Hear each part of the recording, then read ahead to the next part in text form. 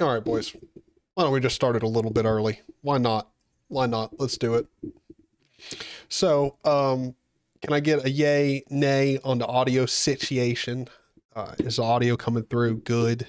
Um, I'm sure it's annoying that I keep messing with this arm, but yeah, it takes like a Superman strength to get this to lock into position so I don't play and move around at all. Emerge-AV audio, perfect. Yeah, I think I got that package installed a little while ago.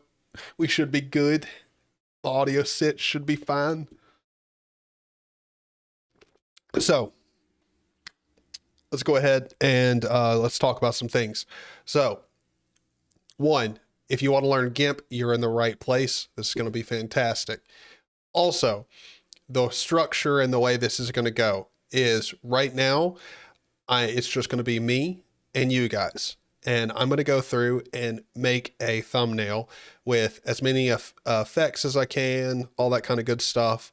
And I'm going to try to make a thumbnail that goes through and uses a lot of what GIMP has to offer.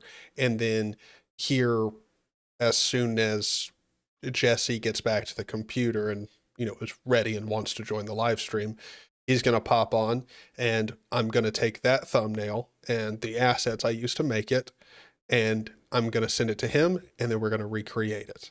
And I'm going to walk him through the entire process of making and everything, and I'll explain exactly the tools, filters, all of that stuff that we're actually going to be using. I'll go in depth about what they do, all of the different stuff of how to use them and everything.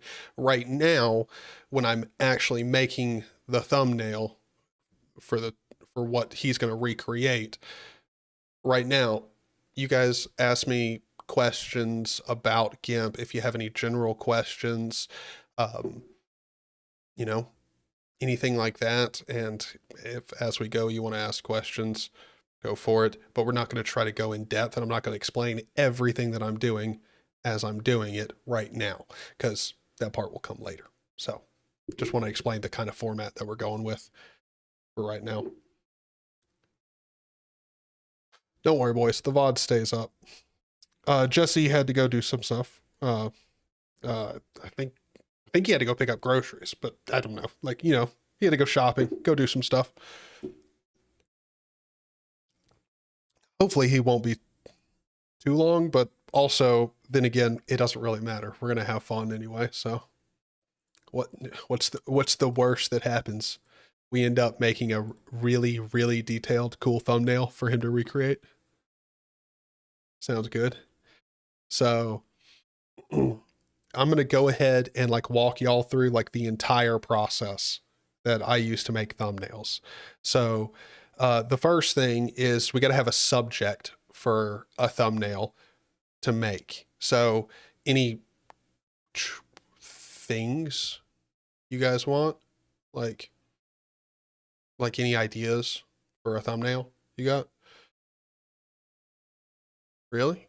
Yeah. I mean, no, he just had to go somewhere. I was just going to wait on him because he wasn't sure exactly how long it was going to take. But I mean, I'm already sitting down at the computer. I don't really have anything else planned.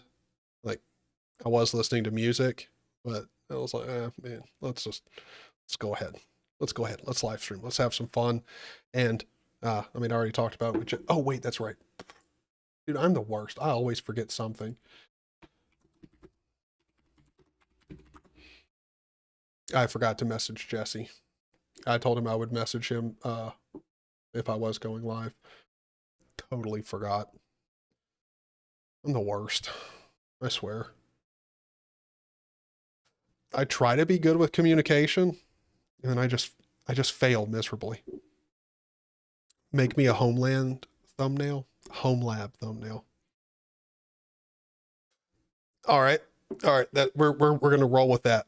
So the idea is gonna be, what is should we go with what is a home lab, or home lab explained? What kind of title should we go with? I'm gonna walk y'all through the entire process I use to make a thumbnail. like every single detail, everything, and we're going to try to make a really, really awesome thumbnail.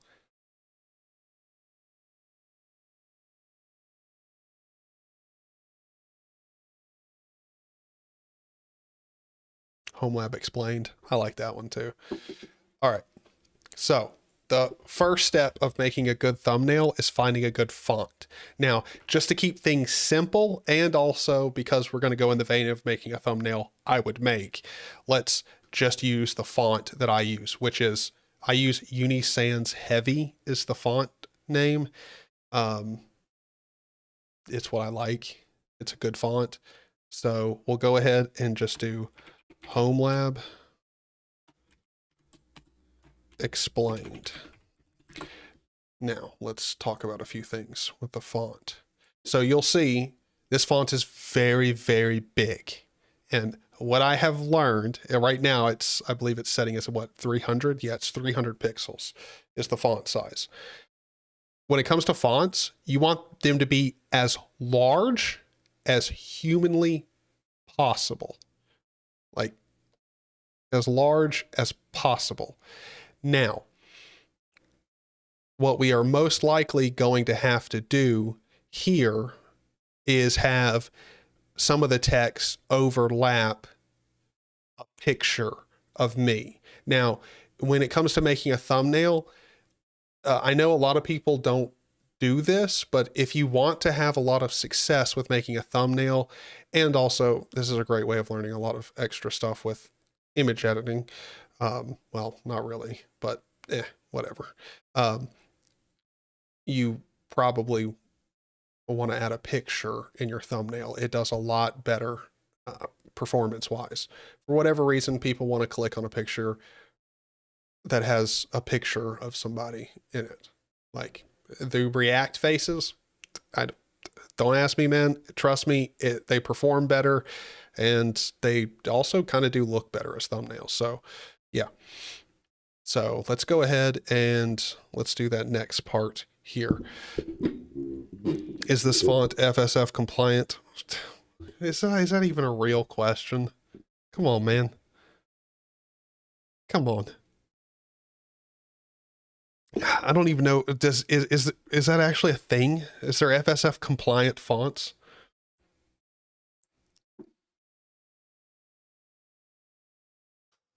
Yes.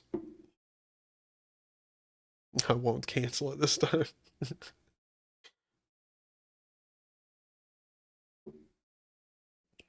Ooh, with nuggies. We could definitely add some nuggies into the thumbnail. We can do that. So let's go ahead and let's get a picture of me. So this is what I use to take pictures of me. I use my phone. I have an iPhone 14 Pro Max, whatever thingamajigger, you know, the really expensive one. And the reason I like it is because it's got, you know, awesome cameras. And if you're using Android or iOS, you have some pretty cool features. Now, Android, I don't know if they're, depending on which phone you have, you might have the same feature built into your default camera app, but no matter what, there is other alternatives that you can go and get to do the same thing. But let me go ahead and take a picture of myself. And what kind of reaction face are we going for? How should I be reacting?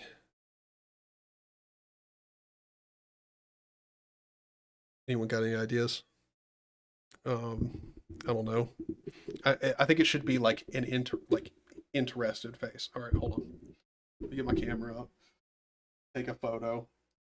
And so the way that I do it, I'm gonna have to take my earbuds out. It doesn't really matter. I'm not actually listening to anything anyway. But I like to set it up so that one side of my body is being cut off, because for the way that I do images in my photos, like the person is always going to be on one side of the thumbnail. That's how I like to do things. It also makes it easier when you're taking it with a photo, with a camera in your hand. You don't have to have a tripod to capture everything. So makes it easier. But anyway, let me go ahead and take a picture. Let's see. Let me get a good frame. And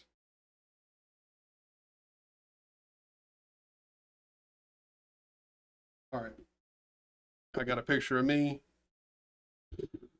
looking questioning. Let me bring it up here. And you can see it's being removed because it's got the green screen on it.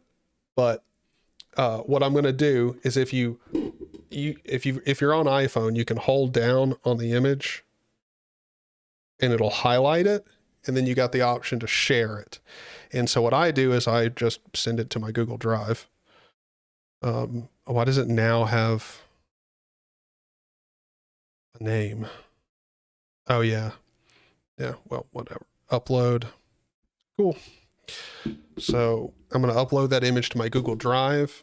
And it's just, I like to do it that way because it takes like, it really doesn't take that long. It takes like, what, 10 seconds, 12 seconds for it to upload to the Google Drive.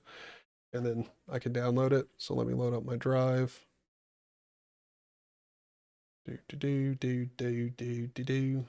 Now I can click download. Oh my God, give me the option download. There we go. Download. All right.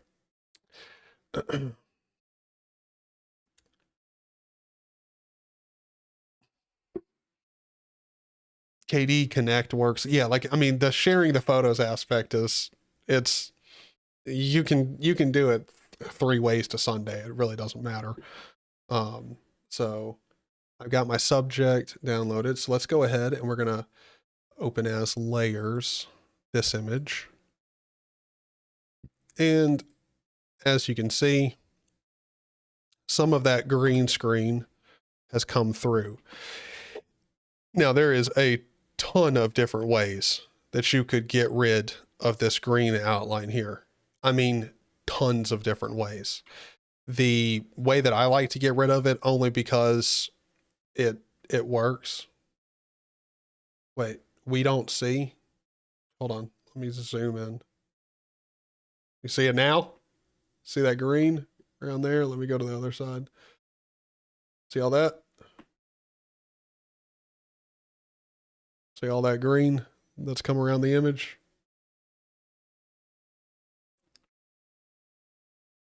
So all of that green there, that color spill over into the image, and also just the removing not working perfectly. There's a ton of ways that you could fix this.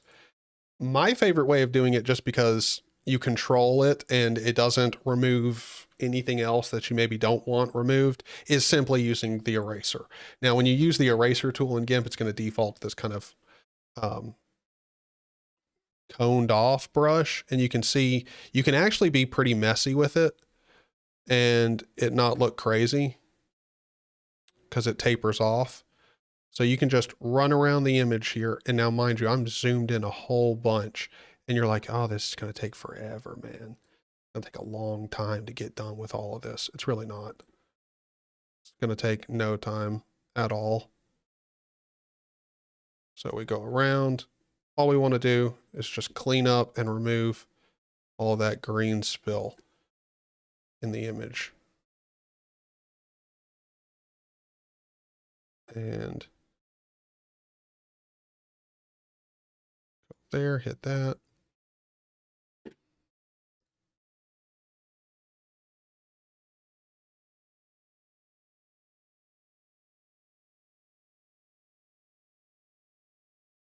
And I mean, this is one of those things where it's a small touch.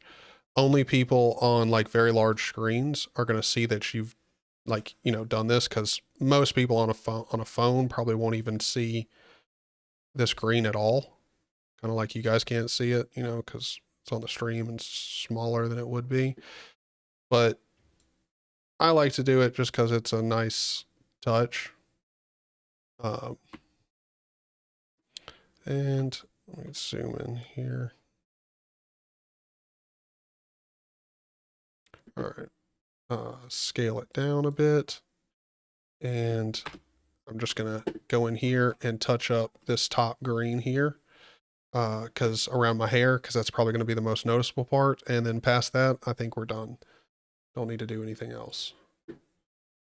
So let me go down through here, get all of that green, that, go up here, get rid of all of this green.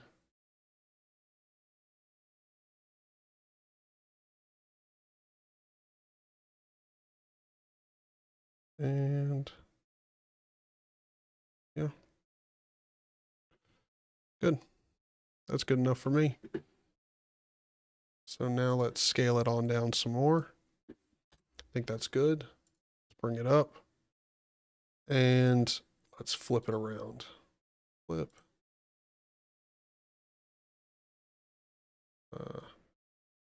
And I mean, we could scale it down more, but I think that's good right there. I like that.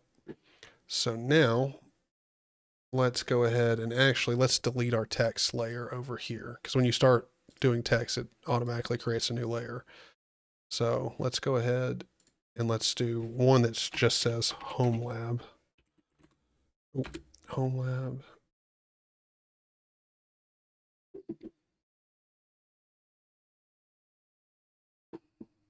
I have no idea how you remove the background.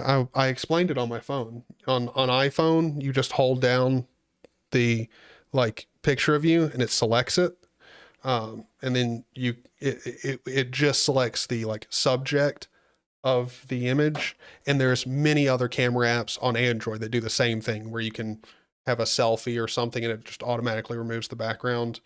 There's plenty of applications. You might have to pay for it on Android. Like I don't know on Android. I haven't used an Android in a long time. That's how I do it on an iPhone. That's why I recommend using an iPhone if you're going to take pictures of yourself and add them to thumbnails. And I highly recommend you do that. Makes it very easy. So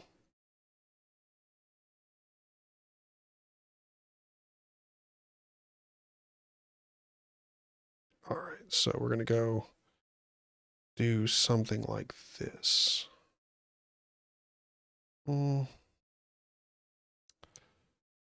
Let's go up here. We're going to place it up here. Now we also need a picture of a home lab. So like, or like a server rack. Let's see, server rack, background, transparent. Images, let's see. I don't think it's a, wait, do like none of y'all have actually transparent backgrounds? There we go. So, mm, mm, mm, mm.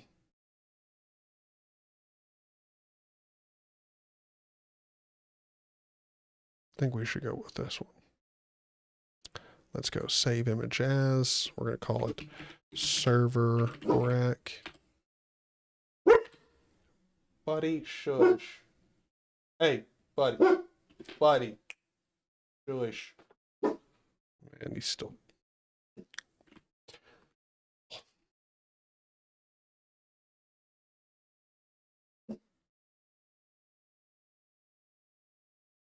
So now we're going to scale this up.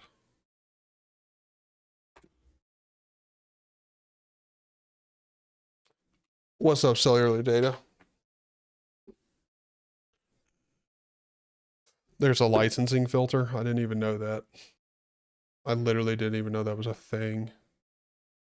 How do you do that? Tools, usage rights. Oh, didn't even know that was a thing. Had literally no idea.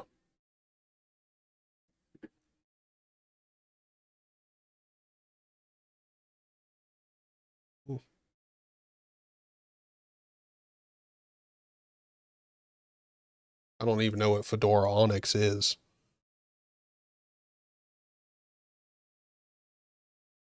What is that?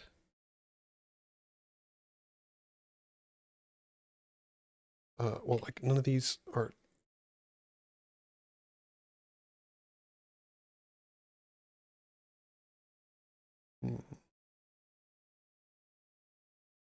I mean, if we can get a higher resolution one, that would be great.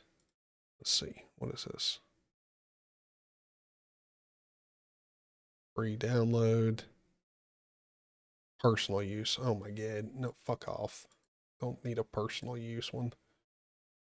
ENG tree. Let's see. License free.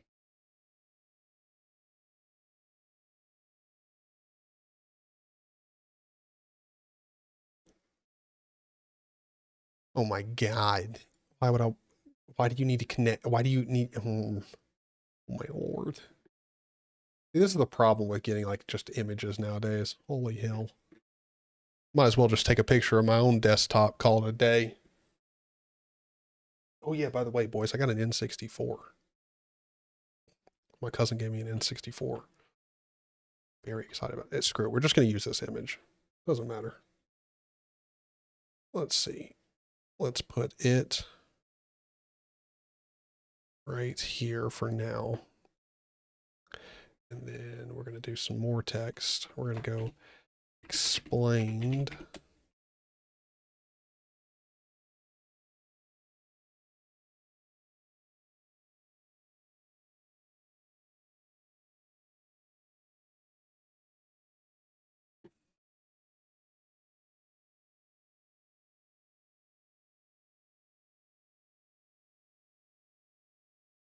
All right.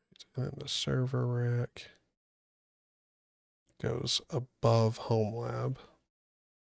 Just a tad. Oh my god. Love it. That's great. Now what background should we go with? Let's go back over here. Go images, tools, CCO, because I saw this really cool one here.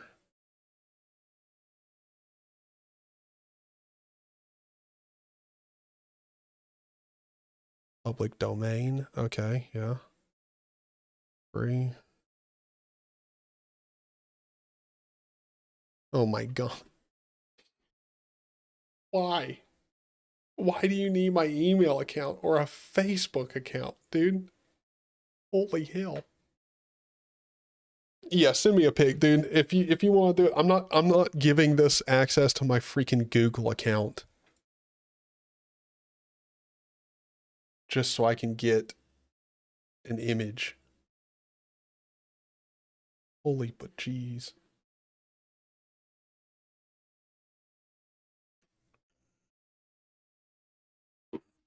Dude, like why?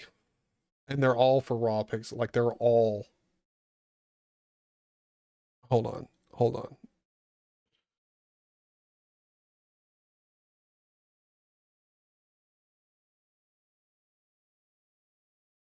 Oh.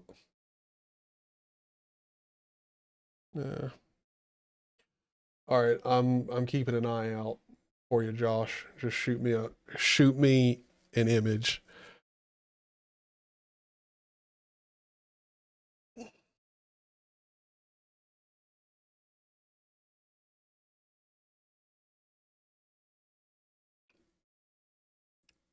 Or I mean, or if you have a better like Homelab icon, like whatever, like or not Homelab icon. You get what I'm saying, like Homelab picture icon. Like it doesn't have to be server X or whatever. Just dude, if you got an image I can use. Let's see. Homelab. Search Homelab, go to images, tools, Creative Commons.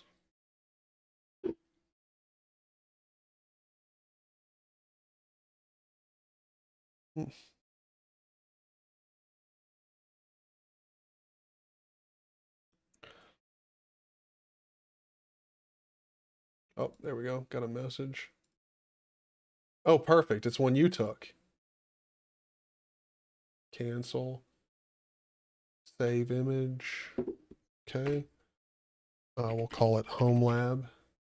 Well, okay. Hold on. Josh, actually, before I do this, quit. All right. I need you to go and take a different picture. take it horizontally, not vertically, because I'm going to use this as the background image of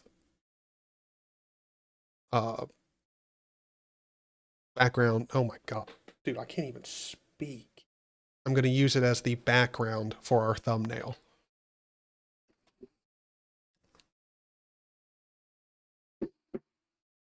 You can sign up using a temporary email and password, still download the, I don't have a temporary, like I'd have to go make the temporary password. I'd have to do all of that just to get a picture, and I can just get one of these. Or Josh can send it to me. Because Josh does actually. Excuse me. Thank you. Yeah. My sister just screamed across the house, bless you. Ugh. All right, perfect. Thank you, Josh. Save image. Save it as Homelab. Oh my God. Homelab. Gotta have, like, you know, the window actually selected to type in it. Let's see. File, open as layers, recently used Homelab. Boom. Pull that in, convert. Okay, so now we want to move this down, delete the background layer, delete that layer. The Homelab layer, we can scale this down a tad, and then move it to like here. Delete the server rack image. And let's see. What more should we do to this?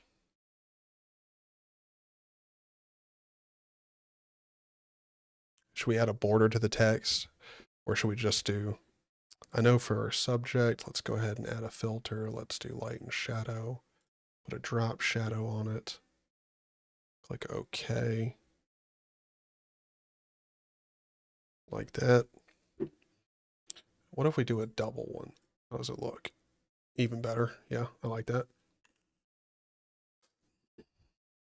Should we do a border around the text or no?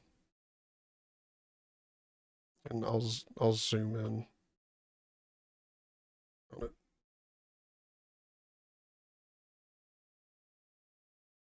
Should I do? Like, you know? What do you guys think? Black, I don't know about a black border because that's like very basic. But yeah, yeah.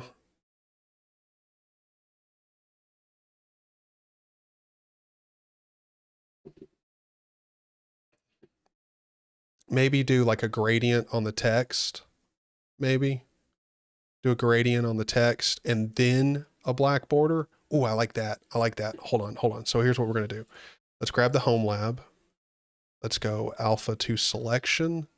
Let's go select and grow the selection by 10 pixels because that's what I normally do. Yep, that looks good. And then we are going to use the paint bucket tool. Oh, wait, hold on. What am I doing? Hold on. Select none. I don't know what the heck I'm doing right now. Let's redo that. Alpha to selection. Let's add a new layer. Let's call this grade. Oh my gosh. Gradient. Can't spell, dude. Gradient, and then let's go here to gradient. And for this one, we're going to pick here like this blue. Click OK. And then click on that blue, very dark one. And then we are going to have this be a linear gradient. And we're going to go from here to here, somewhere like right there. Homelab, then select grow by 10. Add a new layer, call this outline. And we're going to fill it with, you said black. Should we do black? Because like we got a black background with the, yeah, I don't think we should do black. But you know what we can do? We can do 2122C, which I believe is, can't remember, I think it's from the Dracula color scheme. It's like they're dark. It's not actually black. That might set it apart more. Select none, and then we add a drop shadow to it. What do you guys think? That look good? And then the explained, we're obviously going to work on that, but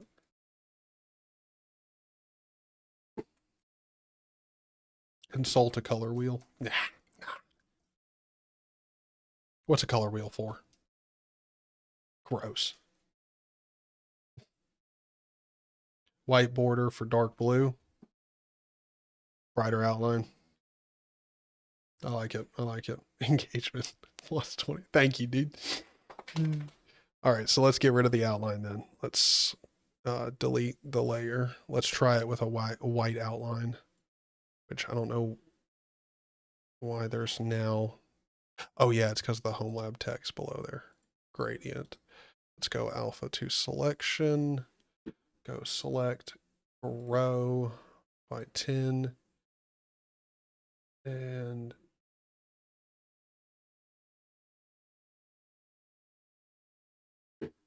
let's do white.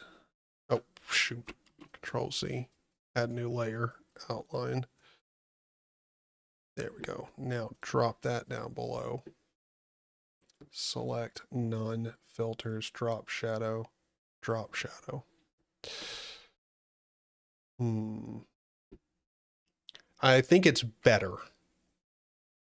I think it definitely is better.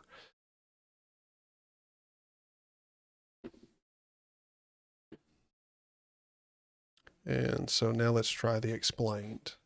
Let's go alpha 2 selection, add a new one. Let's call this gradient, and it's just going to make it number 1. Like it's going to give it some extra point because we already got a gradient layer. So this one will go between like orange and like a red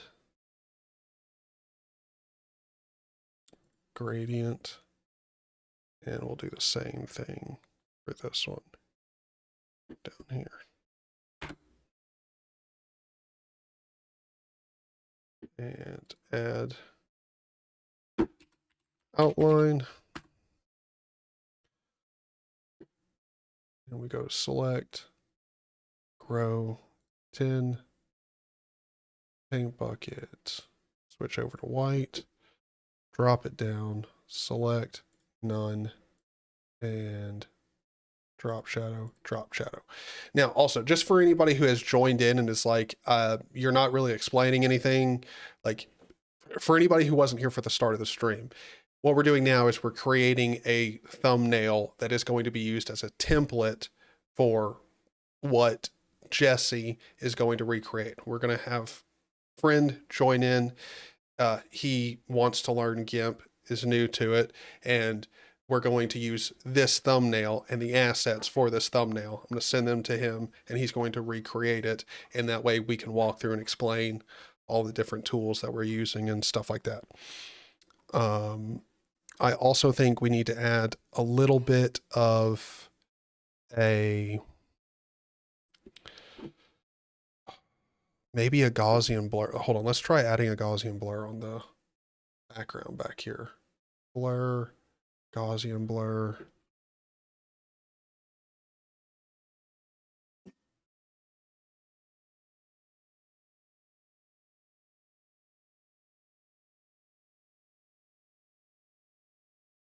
What about that? What do you guys think? Should we keep the blur on the background or nah? Or can you really not even tell? I mean, I can tell, but I don't know if it's enough. Well, hold on, let's see. Control Z. And edit. Redo. Yeah, I mean, there's definitely a difference on the screen, like even in my really small OBS window. No, I think the blur does look better. Yeah. All right. Is there anything else that we should probably add in here? We could probably do something actually pretty cool with, like, do we have a chord background transparent?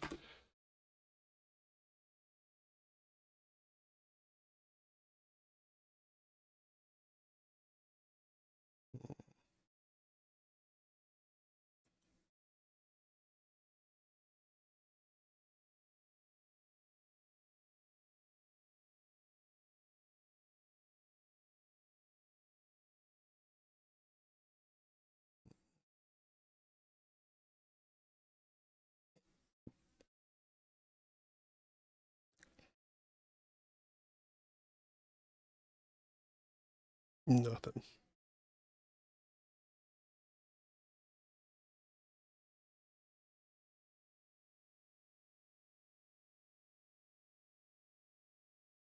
Yeah. Nah. Saturation to the background picture? I mean, we could. Hold on. I'm actually thinking. Can't remember what fact I'm thinking about. Give me 1 second. Because I know we can just saturate the image, but I can't remember what it was. There was some effect that like did a really nice job of brightening up. Like it did, like it worked with contrast, saturation, and I can't remember what the other, like it like sharpened edges. It's a really nice effect, but I can't remember. I think it was under artistic, but I didn't see it. It's not oilify. Copy. Like, is it soft glow? I don't think so. No. Hold on. Let's remove the blur on it. Let's try going artistic.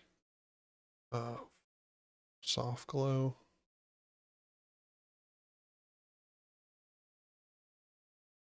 Maybe it was soft glow.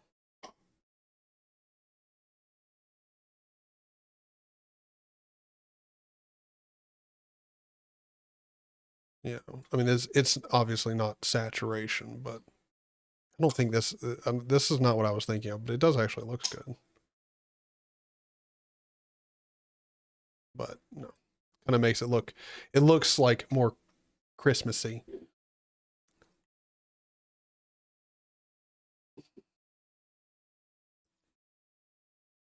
Well, we have already done the Gaussian blur. I actually just undid it to try out that effect. Are you saving this live? Yes, I am. So like this live will still be up well after this. You're more than welcome to come back. And also one of the things that hold me to this in comments like days after this, but I swear on my life, I have made time to add timestamps after this live stream is done. So there should be timestamps if you want to rewatch this at a later point. So there you go. I will break it up into chapters. Hue saturation. Well, yeah, no, I mean, yeah, we can definitely do saturation. Hold on, I think it's under, yeah, colors.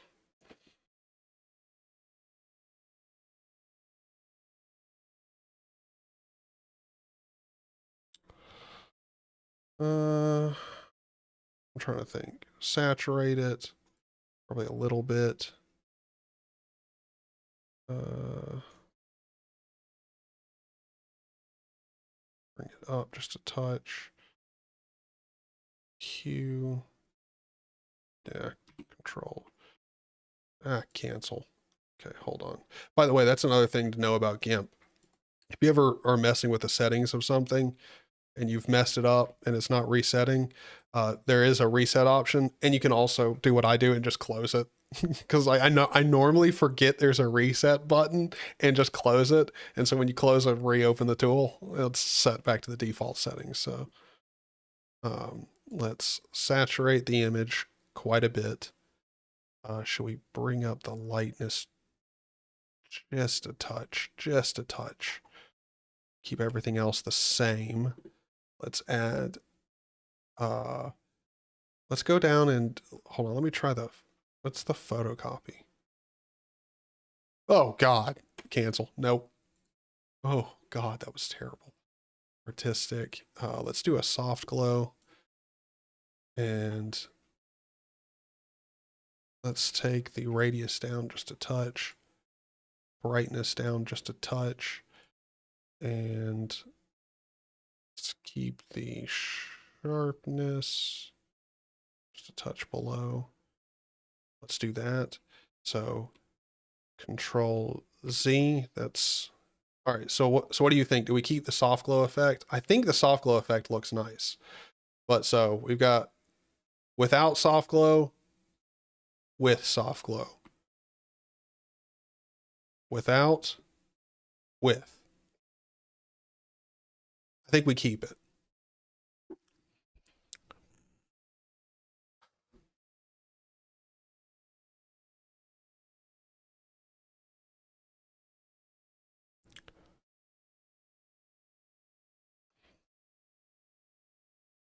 Okay. Yeah, I like it with a soft glow. And then let's see how it looks if we apply over all of that a Gaussian blur. And let's do a Gaussian blur. I think we should do like about there. Like not a ton, but just enough. What do you boys think? Without Gaussian blur, with Gaussian blur. Yeah, I think the Gaussian blur is way better. It just kind of separates it a bit, makes it stand out.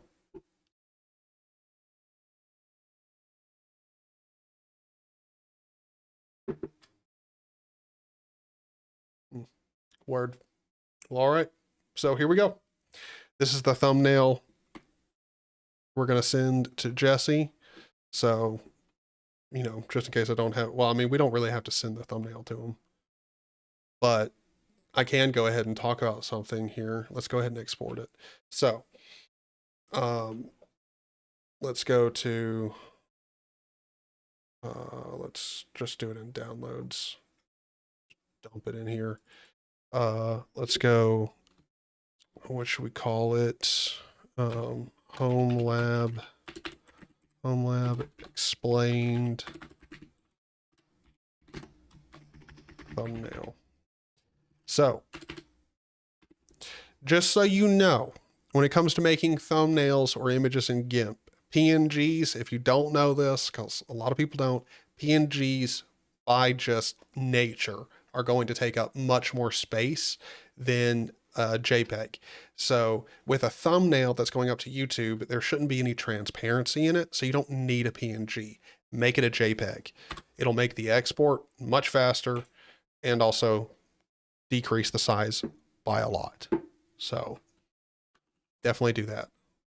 So we've got that. Now let's go ahead and let's zip up. Actually, I mean, I don't think we need to really zip it up because I can just send him a WeTransfer link with all the stuff he needs. So let's go to WeTransfer.can. Let's go, not now, upload files. So we want to go to downloads and we're going to grab, let's see, where is it? Sorry, it's over on my other monitor. There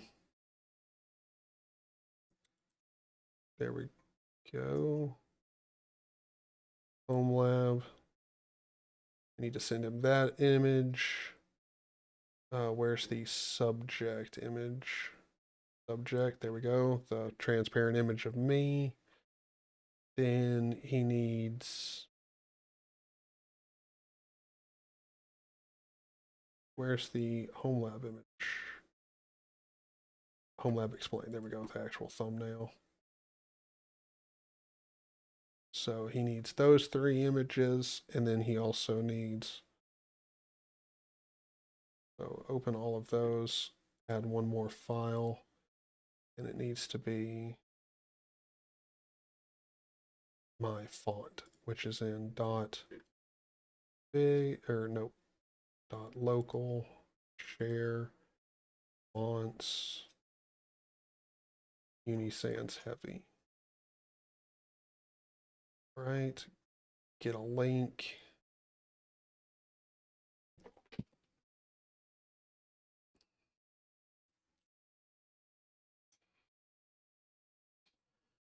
I'm going to copy that link. I'm going to send it to him.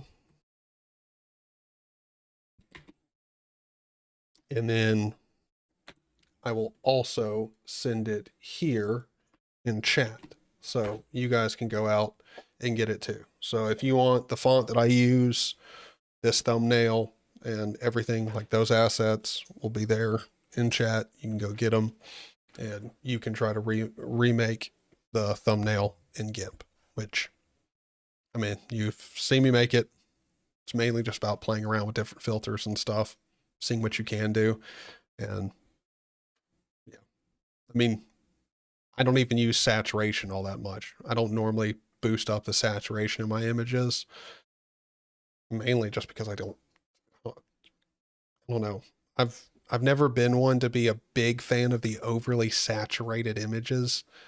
I know a lot of people like that. Like, I think it's mainly just kids like that a lot. Like when you boost the saturation up a frick ton.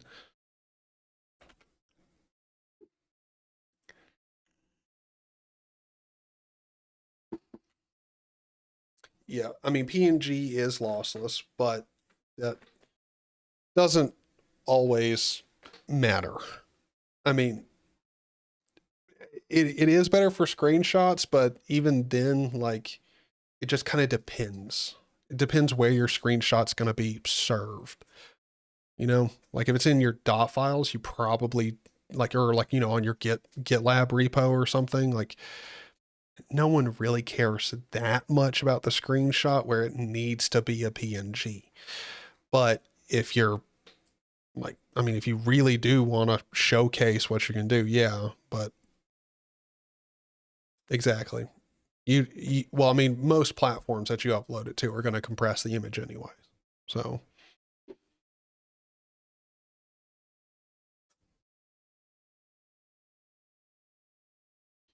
yeah. So we have a completely edited image. Is there any questions that you guys have about GIMP? Like while we're sitting here talking? Like, is there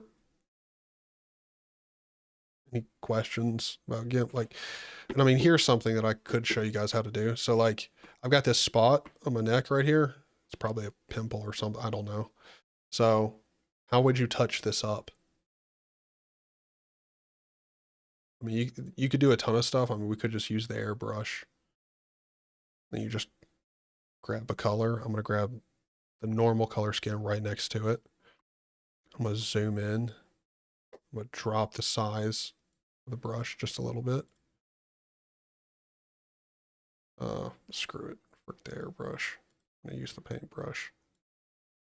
Oh, wait, hold on. I've got to pick a layer that's like, you know, kind of the image. Boom. Touched up. Done. Now I no longer have a pimple on my neck. There you go.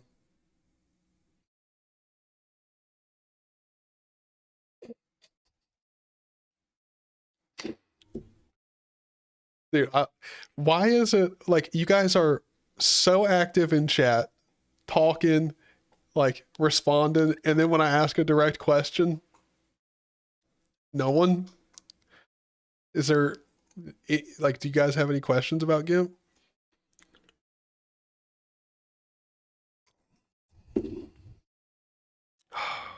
Thank you. Thank you. I try, brother. It's because we're shy.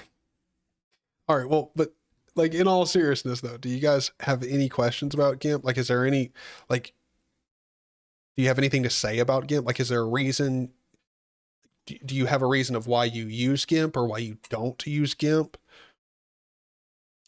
And if you're going to say another tool is better than GIMP, why? Why is it better than GIMP?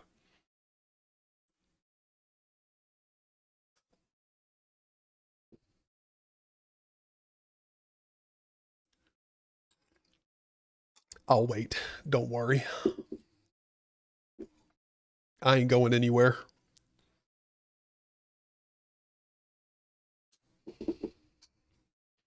Why is, oh, so you're going to turn the question back on me. Why is GIMP better than other tools?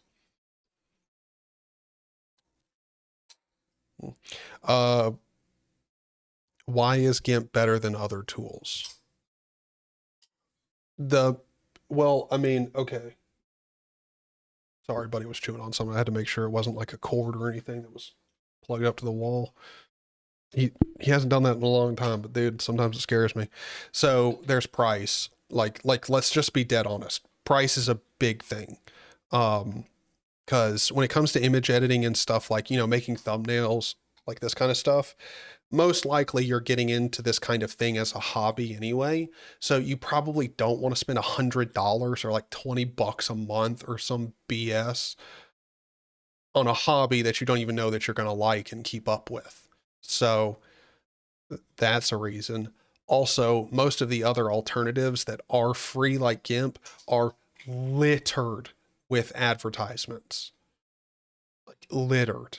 Or they're feature incomplete. Like they paywall a whole bunch of the features that like you probably want to like really make something nice.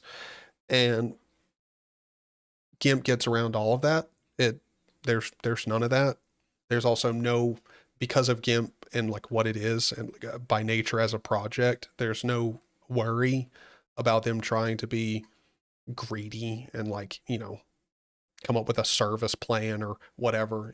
It's GIMP. It's a completely free program. It will always be a completely free program that you can always go and get and use. And that's a big thing.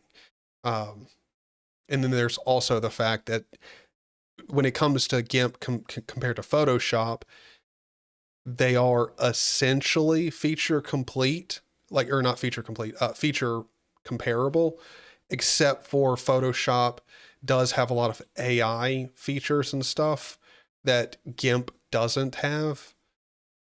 So yeah, that's pretty much like most of the features they have between each other, but there's a lot of AI powered like features that Photoshop uses. And there's also the cloud features of Photoshop that also like a lot of people really like, but you can come up with your own solution for that, in 2 hours max. You can implement your own solution.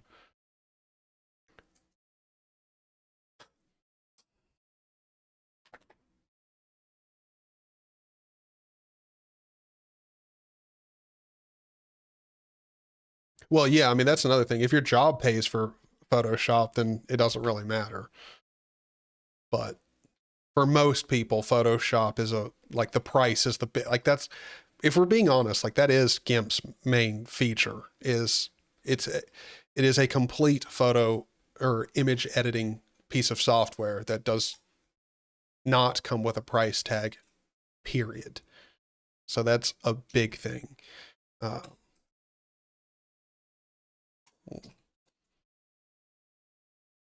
is there a way to one-click remove background like in Photoshop? No, as far as I know, and if that is a thing in GIMP, it's a very new feature, and I don't know about it. As far as I know, in Photoshop, that would be one of the Photoshop AI features. I believe that is AI driven, and that would definitely be one of the features that I would be pretty sure GIMP would get eventually down the line, but it's going to take quite a while before that happens because You know. Now, it all depends though, because like Josh did say fuzzy select, and like, let me go ahead and show you fuzzy select. So if I click on this white here, oh wait, well, hold on. If I remove this select none, click on the outline layer. If I click the fuzzy select tool, oh my gosh, if I would select the right layer, outline here, you'll see it selects everything of the same color on the layer. So technically speaking, you could fuzzy select the entire background behind you, like drag the fuzzy select tool and select the entire background and delete it. However, you have to have a really good camera and a really good lighting setup for that to work accurately at all.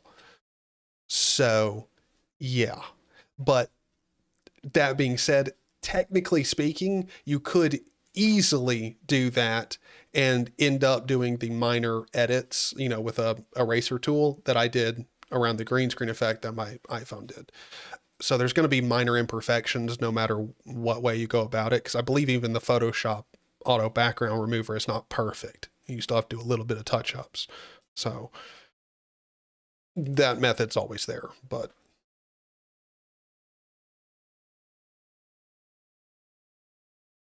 select none. It's feature rich enough for YouTube thumbnail demonstrate. Yes, that is true. Well, I mean, if you want to make good YouTube thumbnails, you can definitely do it inside of GIMP. That's not a problem.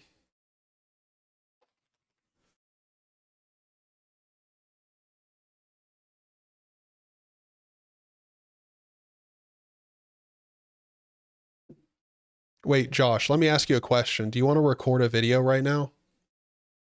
Since Jesse's not back, and he probably won't be back like in the next 10 minutes. Maybe he will.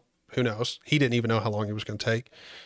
We could probably record a 10-minute long video during this live stream of me and you, like recording this video here, Homelab Explained. Like we talk about Homelabs for 10 minutes and explain the concept, the idea, like why you would want your own home lab, all that kind of stuff. You want to do that?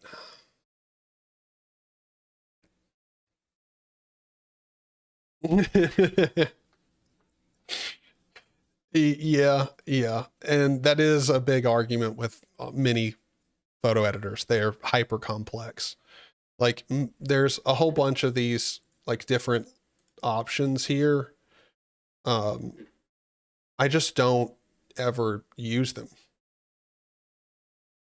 Like I just use the tool menu for you know, changing options with the tool. I use the layers. I don't even sometimes I change the brush that I'm using sometimes. And then just filters. I mean, again, the color tab with doing like color correction and stuff. Normally I only have to do that if the camera I'm using is busted. And you know, I take most of my photos with my iPhone, so I don't really have that problem. I don't really need to do any color correction for a thumbnail, because that's normally what I use GIMP for, is thumbnails. Why would you need to put on pants, dude? What?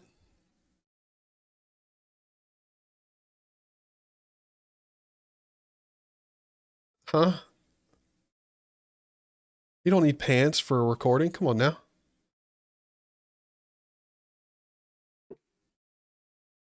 Just be that one messed that comment messed with my head in so many different ways. Like, wait, I've is Josh's legs even in his camera frame? Look, I'm gonna be honest with you boys for a second, like dead honest. I have recorded the Linux. There are episodes of the Linux Cast podcast where I'm not wearing pants. 100%, totally. I am just like, those senators that you see like in their meetings and then their camera gets all messed up. And they're like, "Ugh," and they drop it and you can clearly see they're in their boxers or they stand up. Like I've done that. I've done that.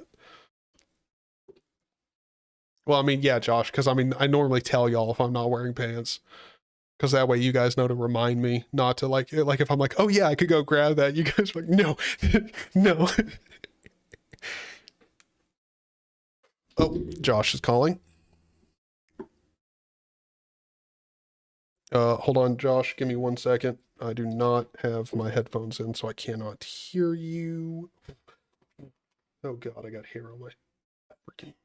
How you doing, Josh? Dude, I'm trying to figure out why OBS is not wanting to launch for me right now. What the heck is going on? I don't know. That's a crime, dude. Backpack run. Unclean shutdown detected.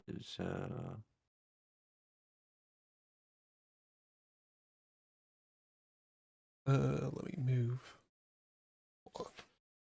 Let me close out of GIMP. Oh, Move Discord give me a over. second. I actually need to restart the computer. I'll be right back. Okay. All right. Let me cut that off.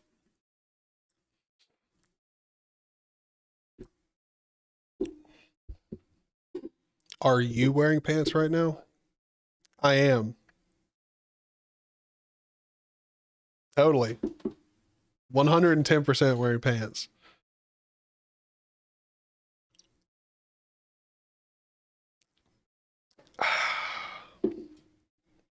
Of course. I mean, come on, boys. We're all adults here. Totally wearing pants. 100%. You want me to show you right now? I'll stand up. I'll do it. Do you want me to?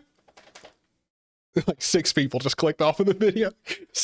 All right, so now that 6 people have left the live stream, now let's talk to Josh.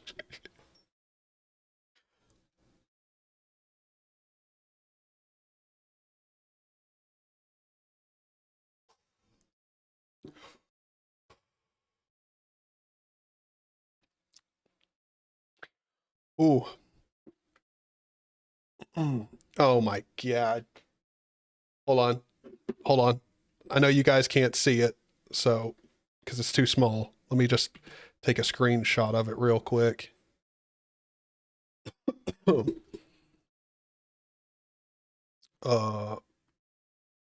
let's close out of that. Mod F, I believe it goes into pictures. And come on, dude. I hate. Why is. Let's just open it up in GIMP, dude. At least GIMP will load up. So that's what he said. That's what he said in Discord. He said, oh, that was a bad idea. Just so you know, Void Linux is a great distro. I have no kernel right now, I think. Yo, Void just yeeted and deleted his kernel. I mean, that's how you know you're running a good operating system. You know, when the distro is so good, it decides it doesn't even need the kernel. It's a pretty solid distro, dude.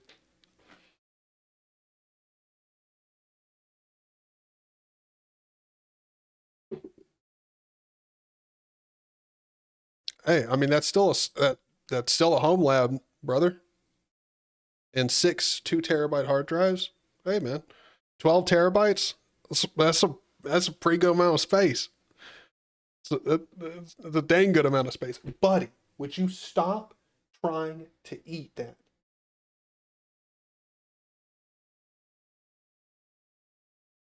The kernel is bloat, dude. Like, who needs a kernel? All right, Clyde. All right, I see how it is. Clyde. All right, well, we'll come back to Discord when Josh joins in. Um,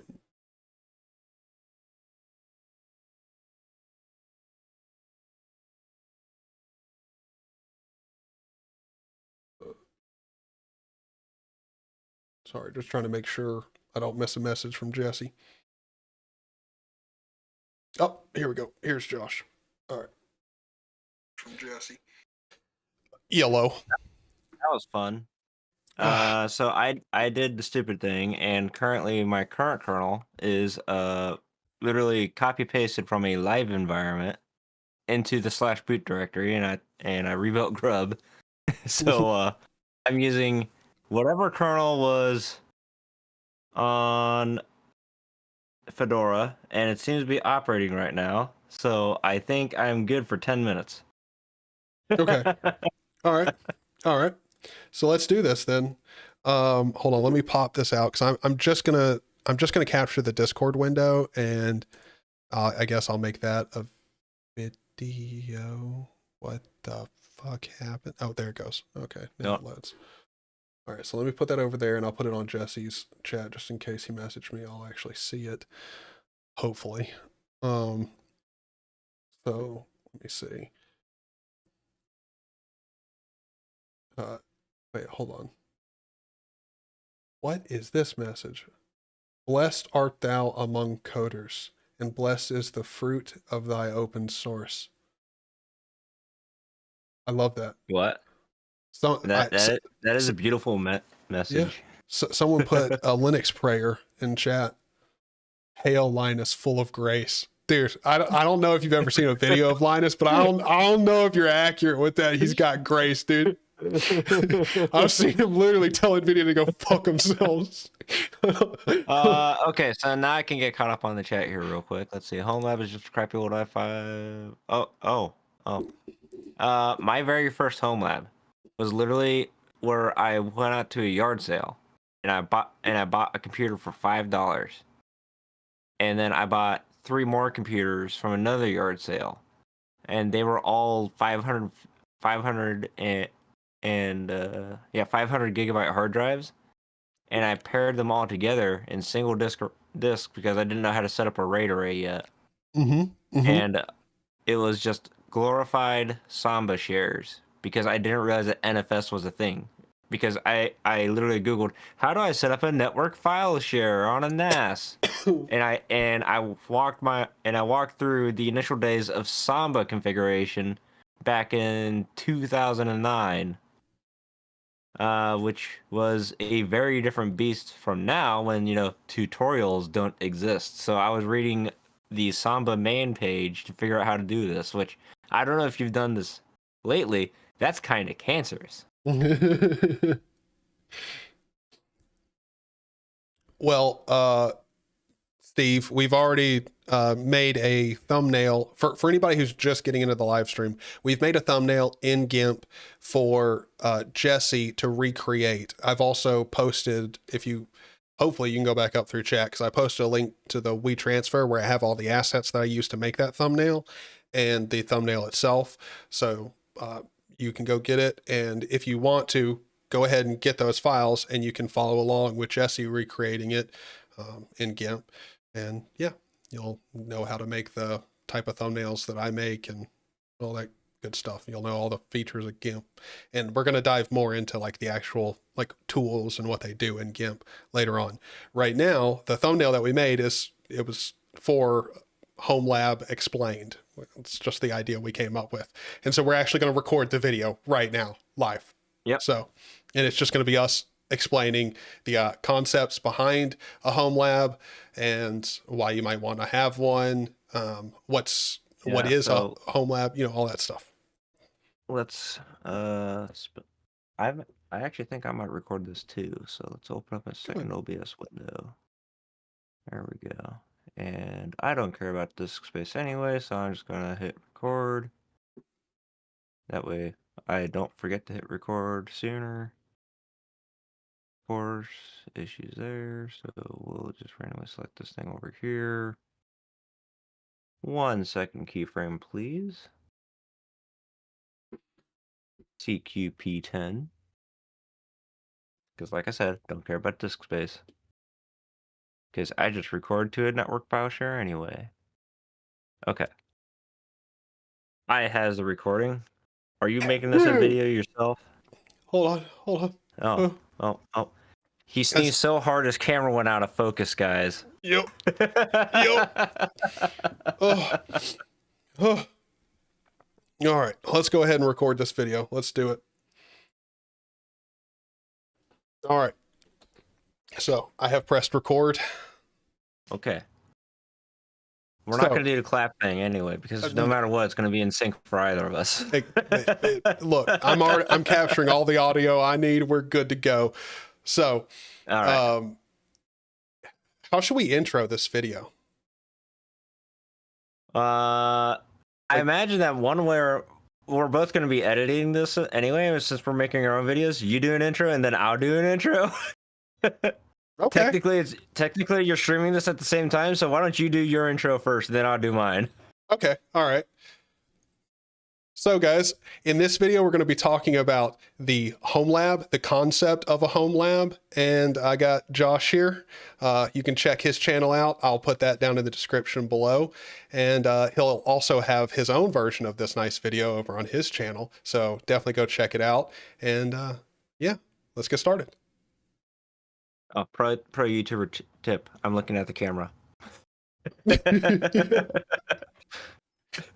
Not something I do a lot of my own content where I'm looking at the screen, which is right here. Yeah. Well, it's hard, man, because like... Yeah. I actually went out and I bought the shortest possible stand to put my camera right over my screen, so I can kind of give the effect. Because like right now I'm looking at you on the Discord screen that I got. It's almost right. Almost. All right. So this is how I start the videos. You know, I normally do like something like this. I don't know if you've noticed this, but I normally just like lean over just a little bit, and it's like we're about to have a fireside chat here. Uh-huh. Hey guys, it's Josh, just checking in with you guys. I've got my bro Zany over here. He's just hanging out. And we're going to be talking a little bit here about the Homelab series, and this is going to be the very first episode of going like, why do you care to do this, or why do you want to do this? And generally, we're going to be delving into a few topics here. We're doing this unscripted, so I don't know what kind of conversation we're going to get out of this, but we'll have some kind of conversation out of this. All right, dude, let's do it. All right. So, I guess we could start off this conversation by saying also this comes from a live stream over on YouTube. So you can come over and see the full live stream. We're literally recording this as part of a GIMP like masterclass live stream on my channel. So we made the thumbnail that's going up on my channel. Maybe Josh will use it on his. I don't know. Doesn't really matter. Maybe he'll replace my picture in my thumbnail with his. That'll be pretty cool. But so we decided as Homelab Explained being the topic of it. And so Josh, I think you're probably the best person to explain in detail what a Homelab is. What is a Homelab? Well, technically, the definition of Homelab is actually a relatively new concept, only fairly recent in the past couple years. It's the more traditional name for it is just a home server, which is basically just like you having a server at your home. But the idea of a Homelab is actually not necessarily like the home server, but more of just like a server that you have access to that you're willing to play around with, because for one thing, it's at your home, and because you're experimenting with it, it's a lab. Yep. Generally, that's what it is. So if you go to YouTube and you type in like hashtag Homelab, there's a few YouTubers that do videos about Homelabs, and they're oftentimes going down the rabbit hole of messing around with stuff like virtual machines, Docker containers, and so on. But really, you don't have to do all of that, because generally, like the number one thing that most people would have and set up for like a home lab is more of like a network attached storage, or NAS. Yeah. And it's literally just a bunch of disks that operate a file share. Well, I mean, I know of quite a few people that perfectly describes their home lab setup. It is literally just a storage device they have that they share on all their devices. And it might just happen to run Plex too. Yeah. Well, I mean, Proxmox, like, there's a whole bunch of different tools that you'll hear people bring up in a discussion about a home lab. And I think the easiest way to explain those conversations is like when you're hearing someone talk about server stuff or, programs for their servers, normally what those, like almost all of the programs, if you're unfamiliar with them, normally come down to like one of two things. It's media sharing. That's normally what it is, some form of media sharing, or like a local, sometimes it's a transfer system, like transferring files and syncing files between systems. Those are normally the programs that you'll hear brought up the most often when it comes into home lab discussion. And like, do you use Plex at your home, Josh? I don't use Plex itself. I use something like it called Jellyfin, which is basically just like Plex, but it's free and open source. Yeah.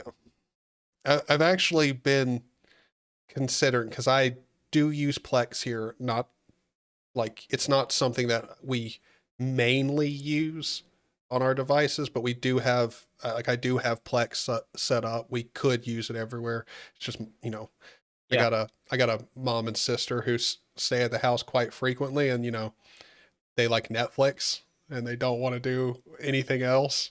So I have been considering going to Jellyfin, but I haven't been pushed off of Plex now to where like I feel like I need to yet. I haven't had that drive. I mean, honestly, like if you're using Plex and you're like dealing with all like the streaming or the federation aspects of Plex, where like you can connect to other secondary Plex servers, there's really not much reason to go with Jellyfin, because Jellyfin works best with just like your local content. There are plugins and stuff that you can get for it to access all the streaming, but I'd like to delve a little bit more into like what the purposes of like the lab aspect of a home lab would be, because generally what we're talking about is just general like NAS stuff, and then what Plex and Jellyfin are, those are media streaming servers that you can set up and host on your home lab. But the idea of the home lab is really just like a learning tool that you can use. So hmm. This is the best part about recording it. Yeah. I've got to pause for a second here, engage the brain cells, figure out how I want to explain this to myself, because I got it all in my head, but my head moves faster than this.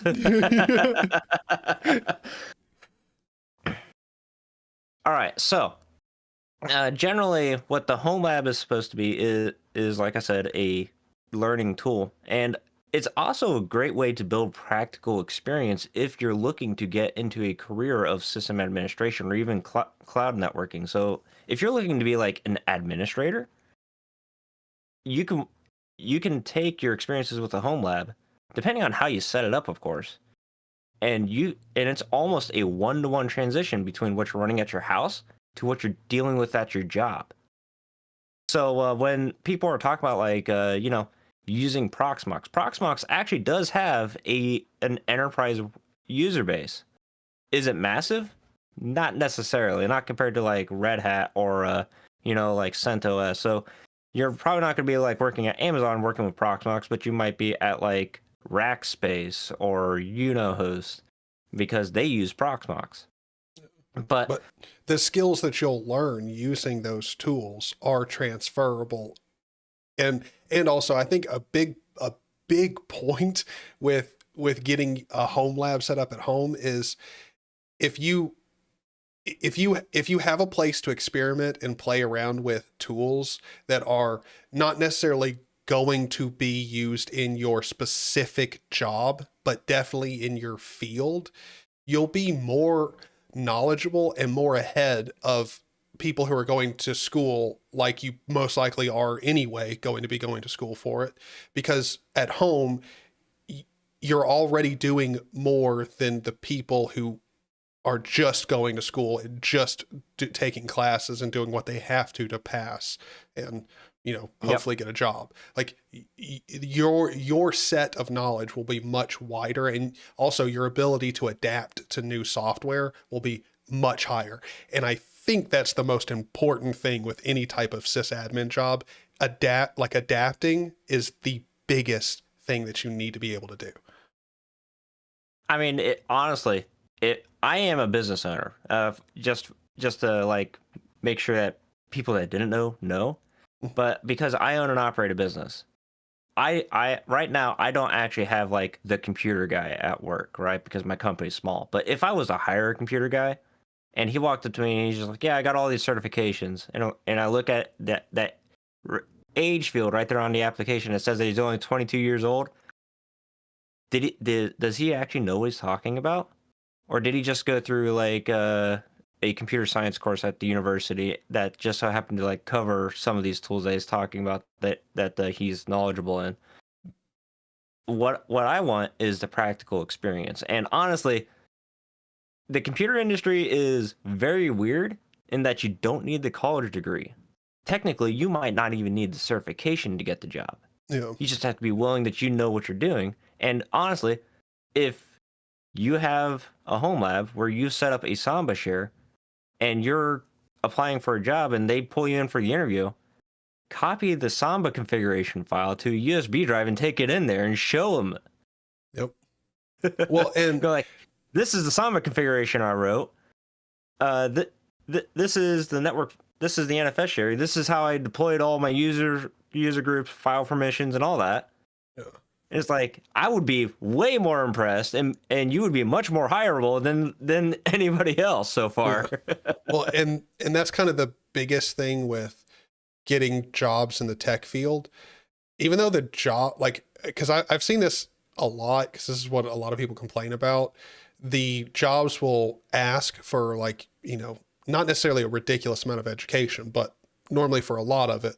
And you'll find people in those jobs, those exact positions, with none of the things that the actual like application asks for. And that's because if you go into an interview and you can sit down with someone and talk for 15 minutes, or be the person smart enough to bring in something that people don't normally bring into an interview that can show off what you can do, you're probably going to get the job over everyone else who does have a degree or whatever, because they're only willing to do exactly what is asked of them to get the job done. Like that's a big thing in interviews. And I think a home lab is probably one of the best ways to get general knowledge for those kind of situations. You'll end up experiencing related topics. Like even if you're not, like, let's say you're not doing anything specifically with like SQL and databases a lot, but if you're using a home lab and you're over time, you're going to end up using something that relies on SQLite or something. You'll end up getting familiar with a touch of something that you wouldn't otherwise get into. Especially if SQLite does that wonderful thing where SQLite does, and it updates, and then the update is a breaking update, and then you have to figure out how to troubleshoot SQLite, which there's basically next to no documentation on. Good luck, have fun. Because, you know, SQLite is one of those things where you deploy it, and then even the SQLite developers say you should probably never update this, by the way. No. Well, and also that's often why SQLite is actually embedded in the application. Yeah. Well, and that's also a good thing to talk about, because another benefit of having a home lab is you will find the pieces of software that are ubiquitous in the space that have poor documentation. And that is a really good thing to find out, because if you can find something that has poor documentation and find out how to fix problems that occur when using it, getting a job can be way easier, because anybody that relies on something that needs it, you're an asset they need. So, yeah. I mean, just reading this book alone, SE Linux System Administration, got Mm-hmm. me a pretty juicy contract with a bank redeployment one time.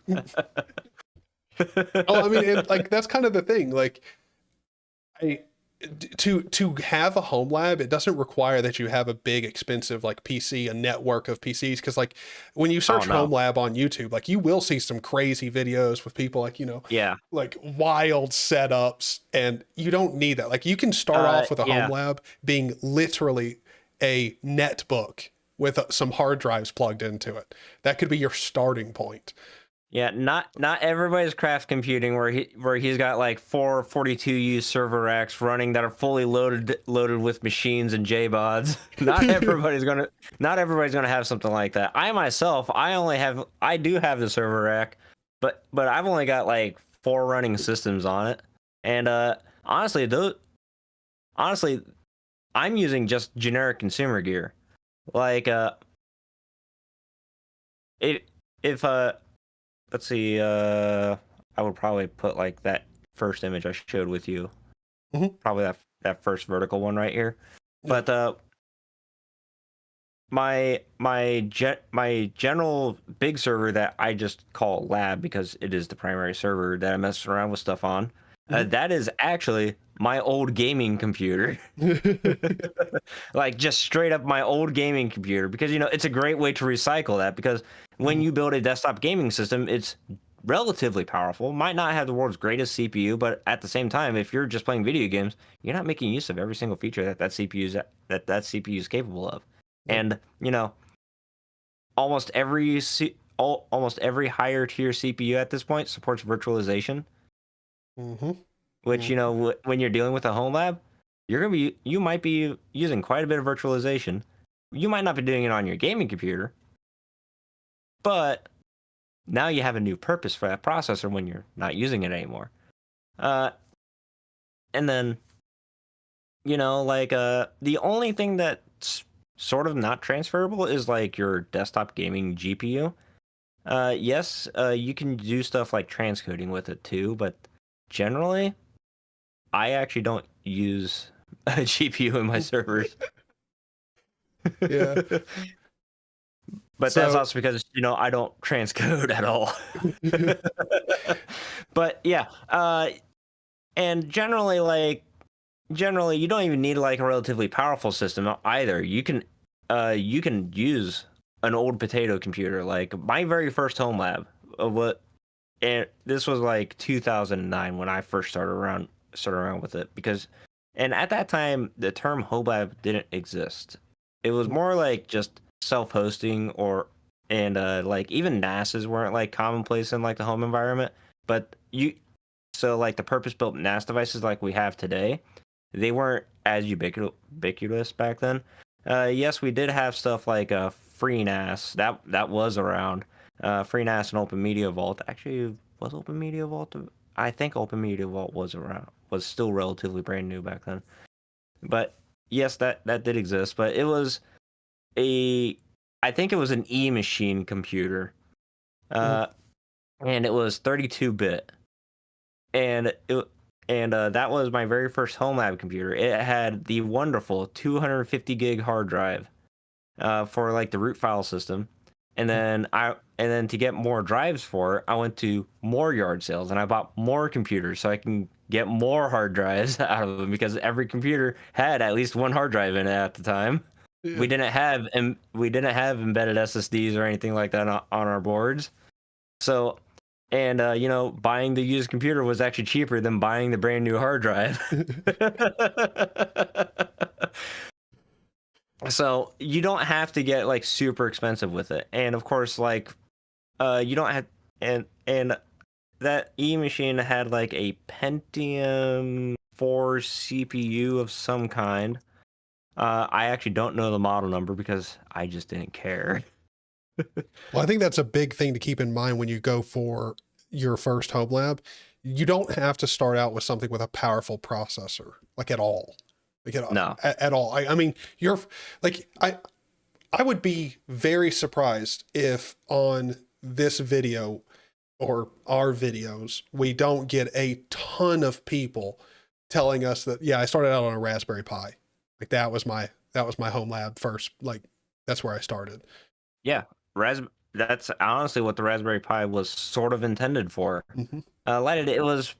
It was basically just like purpose built and intended for like learning programming, but it very quickly like gained the new purpose of, hey, let's spin up like cheap servers. Yeah. Well, all right, But man. So is there anything that we should finish up on when it comes to home labs? generally, just like a quick buying guide as to what you're doing.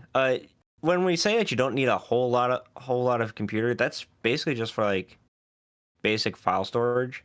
Obviously, you're not going to be running virtual machines on a Raspberry Pi. Yes, it can do it. It's not a good idea.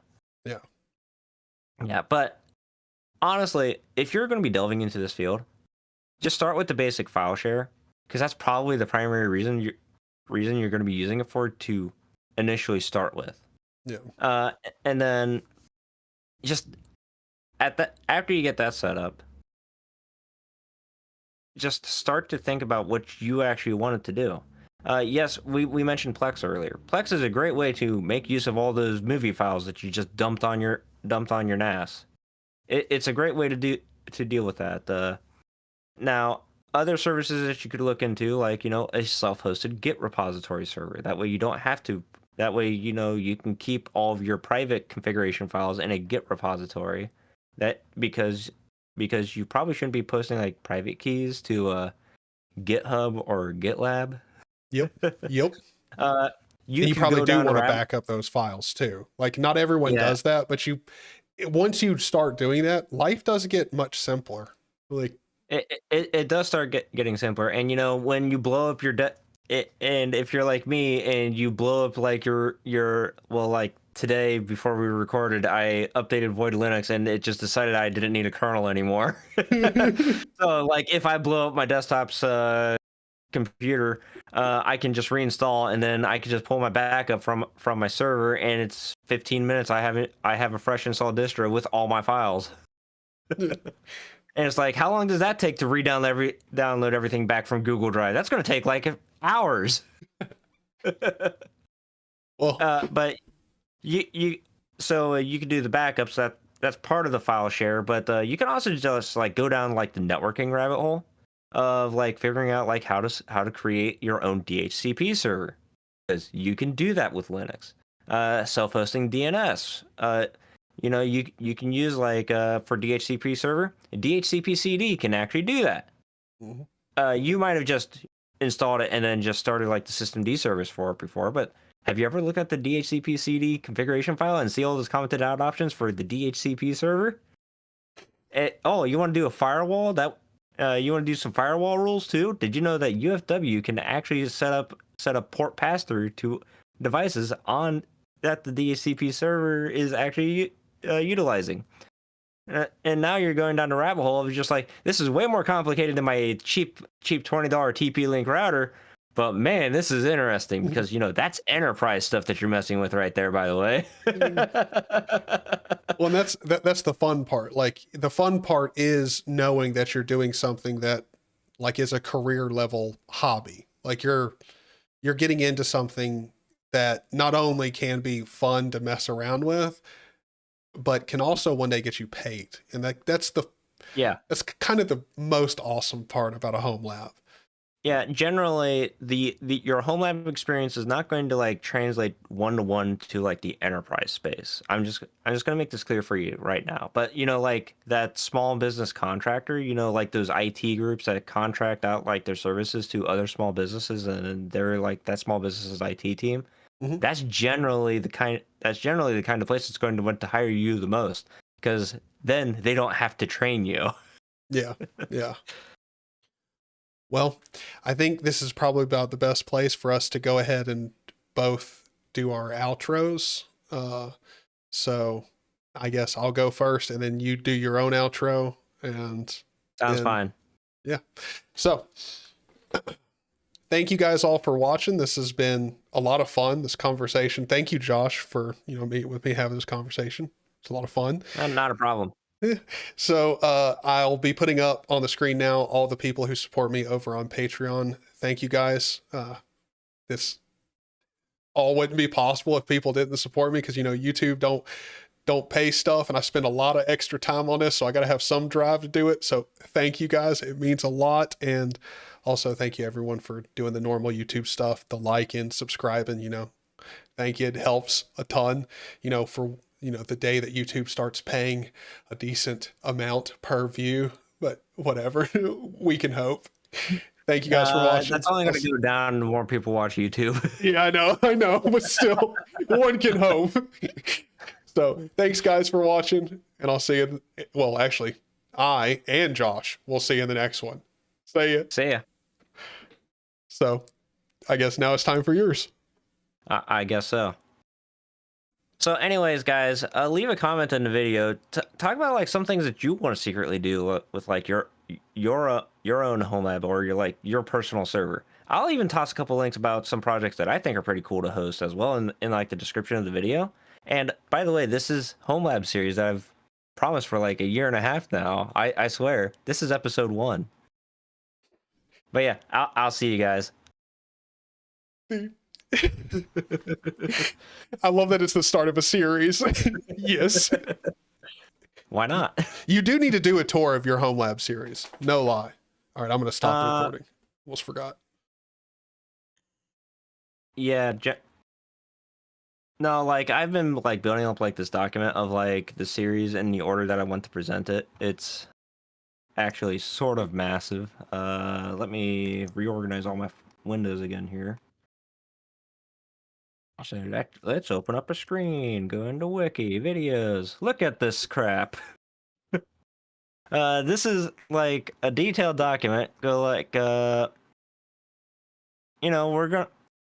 I don't know if we're gonna be covering things in like this order, but generally like I've got it sorted out hardware first. That's generally what I'm planning for the series to talk about with like hardware considerations, because not every hard drive is going to be the same, and consumer brand solid state drives should probably not be used in your RAID 6 array, and so on. But like let's talk about like the different operating systems like Proxmox, TrueNAS Scale, the Red Hat family, Fedora itself, Debian, Ubuntu. Like, what's the difference between all of them? Like, what you're going to be getting yourself caught into. Actually, I should probably zoom in a little bit here for you.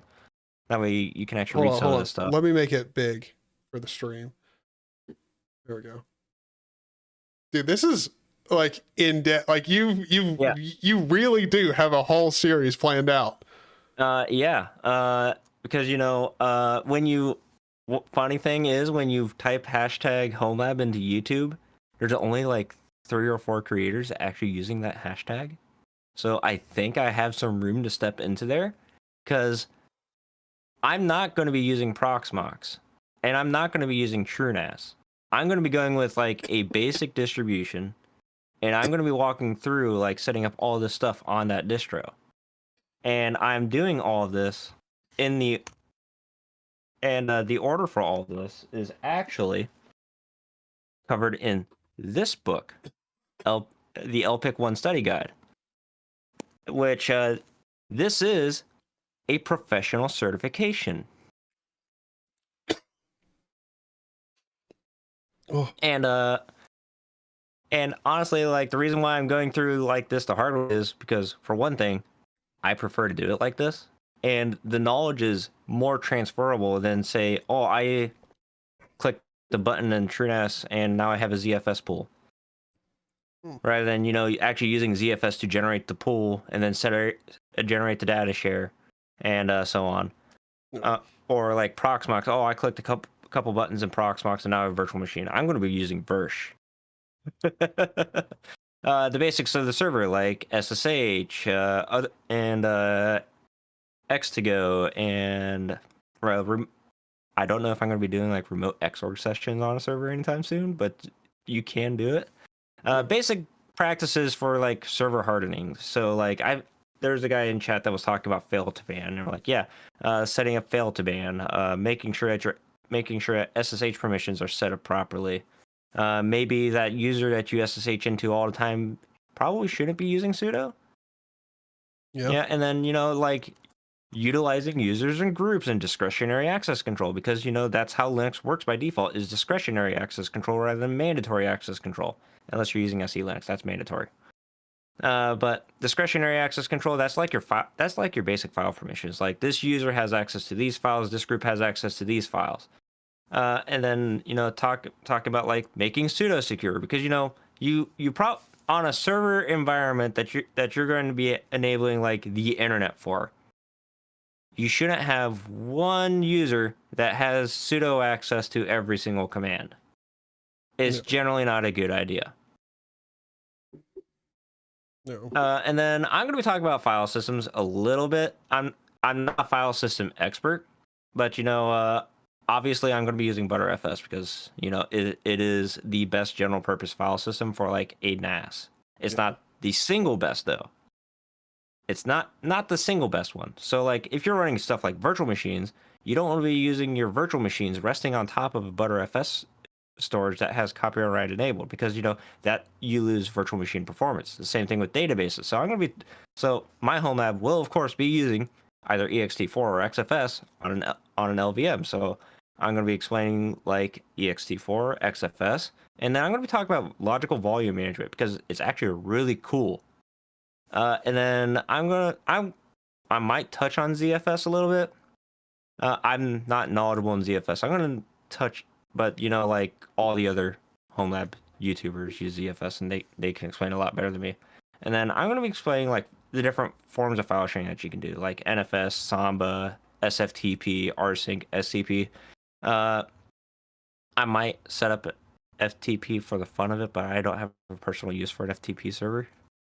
And then since we're delving into like a Homelab, you're inevitably going to be running into realizing that your $20 TP-Link router is not enough. Yeah. So I'm going to be delving into like the difference between your all-in-one router versus a switch versus a dedicated DNS server versus a dedicated DHCP server versus a Wi-Fi access point. What the heck does a cloud controller actually do? I love this, dude. You're going to go through literally every question that almost anybody who is starting out wanting to learn anything about networking and like general admin stuff. Like that's great. If you want to know how I know so much about Linux, it's because I've been doing like this Homelab thing since 2009. So I've had to answer these questions for myself. This is going to be a great series. Also, can I just go ahead and say, I mean, I don't want to derail this at all, but like this live stream is gold. Like, not only do you get a guide on how to use GIMP, which we're going to go even more in depth in eventually, we also record, you get to see behind the scenes how like videos, collaborative videos are recorded, especially how we do them. Well, especially if we're just going to do it inside a Discord and talk. So like, and I don't know, man, this and also you're giving the full skinny on your apparently dope new series on Homelabs. Obviously you haven't been paying too much attention to my channel because I'm very transparent as to what I'm doing behind the scenes on the channel too. Well, I have not seen you talk about your series yet. I mean, you may have brought it up when we were talking in distro hacking, but yeah, most of the time I brought it up in like distro hacking, but yeah, like when I told you that I spent a year and a half hinting at the series, it's because I spent a year and a half working on how I want to construct the series. And this is a VimWiki share. This is VimWiki, and every single one of these has like notes upon notes upon notes inside of them. I don't want to spoil it too much, but like this is generally like people self-host wikis. This is the wiki for my personal server and like the stuff in it. Oh, I mean, awesome. I think this one's got like nothing in it, but yeah. This is really cool, man. Yeah, it's probably like I did record like the first episode like months ago, and then like the whole Red Hat thing happened over the summer, so then I just deleted it because it's just like, do I want? Because I recorded it, and then like a week later, Red Hat pulled the source code, and then I'm just sitting there going like, is Red Hat the bad guy? Is Red Hat the good guy? It took me like a week to figure out if Red Hat was still the good guy, which they are still the good guy. You might not agree with their move because yes, it was a bit of a shitty move, but yes, they are ultimately still the good guy. It's not a shitty move. It's a smart business decision. It's a smart business decision, yes, but it's kind of a shitty move from like the free and open source software Well, aspect. it's a smart business decision that was pulled off in probably the worst business decision way ever. Like the PR could have been so much better. So like it was a smart business decision that ended up hurting them more than it helped, at least initially. I don't even know if it really hurt them because I use Red Hat for like the servers at work, and my contact for Red Hat is going like, yeah, I've been busier than ever lately. Well, I mean hurt them in probably picking up short-term new potential clients. Hurt them in that way. Yeah. So, but in the end, I still think Red Hat is like, I don't get people who are like really upset at them. Like, other than if you sincerely just read headlines, like that's all you ever do, I can understand you being upset at Red Hat. Some of those headlines were pretty bad. Okay. If you're the guy on Reddit that's just like, Red Hat's bad because Red Hat, I'm never going to use any of their products ever again, but you're still using a desktop Linux, you're kind of using Red Hat products whether you agree to it or not. Well, at the very least, the fact that you have a usable desktop that works with multimedia applications is built on the back of Red Hat. Like Red Hat did that for you. So yeah, and I honestly think that Red Hat should probably deserves to be paid. Just saying. Yeah.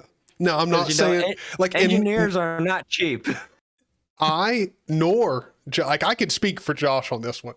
Neither of us are saying that when it comes to Red Hat, they deserve to be like Microsoft and be greedy as hell. Like, no, that's not what we're saying. We are saying they don't deserve for people to just be able to bypass and offer their own support when that's literally their entire business model. Like, that's no, like, no, give them the money. Like, dude, they made like brother, there is so much of desktop Linux that they've made possible that wouldn't be possible without them. Don't screw with their business model, man. Like that's it.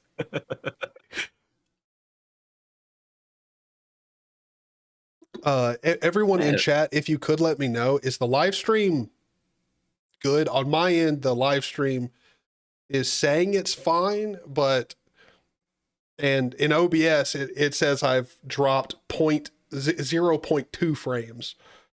So is the stream stuttering or anything? I wouldn't know. I've been watching the stream at 144p the entire time.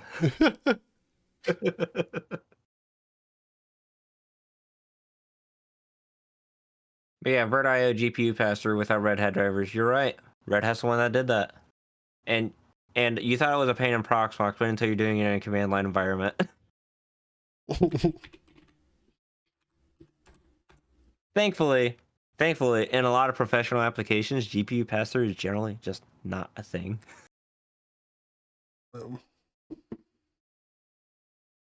Well, I'll be interested to see if people stay upset at Red Hat.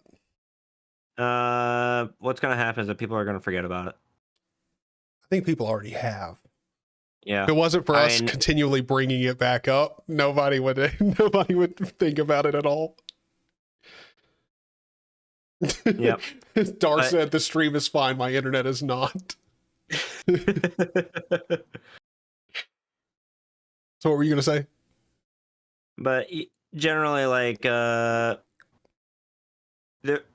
every time Red Hat causes like a big community debate, like Red Hat's the bad guy. Like the last really big one that they did was like when CentOS hit end of life, and generally, Red Hat.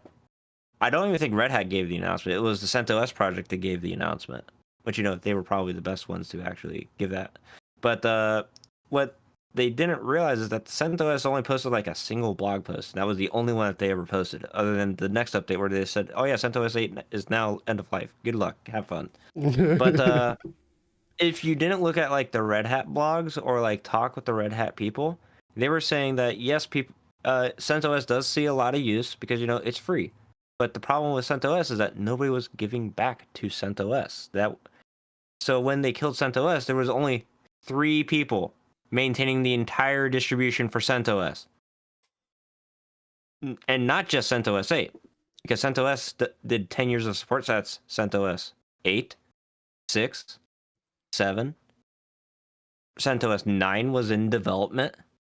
So that's 3 people maintaining 4 distributions. Each distribution was built and comprised of about 23,000 packages each. And then people were wondering why CentOS was oftentimes late to fix a bug. Yeah, I didn't know there was only 3 people. Yes, there were only 3 people. Explains a lot of complaints I saw on not just Reddit, but around the internet. That explains a lot. Okay. Yep. And, open source projects only last as long as people are willing to give back to them, right?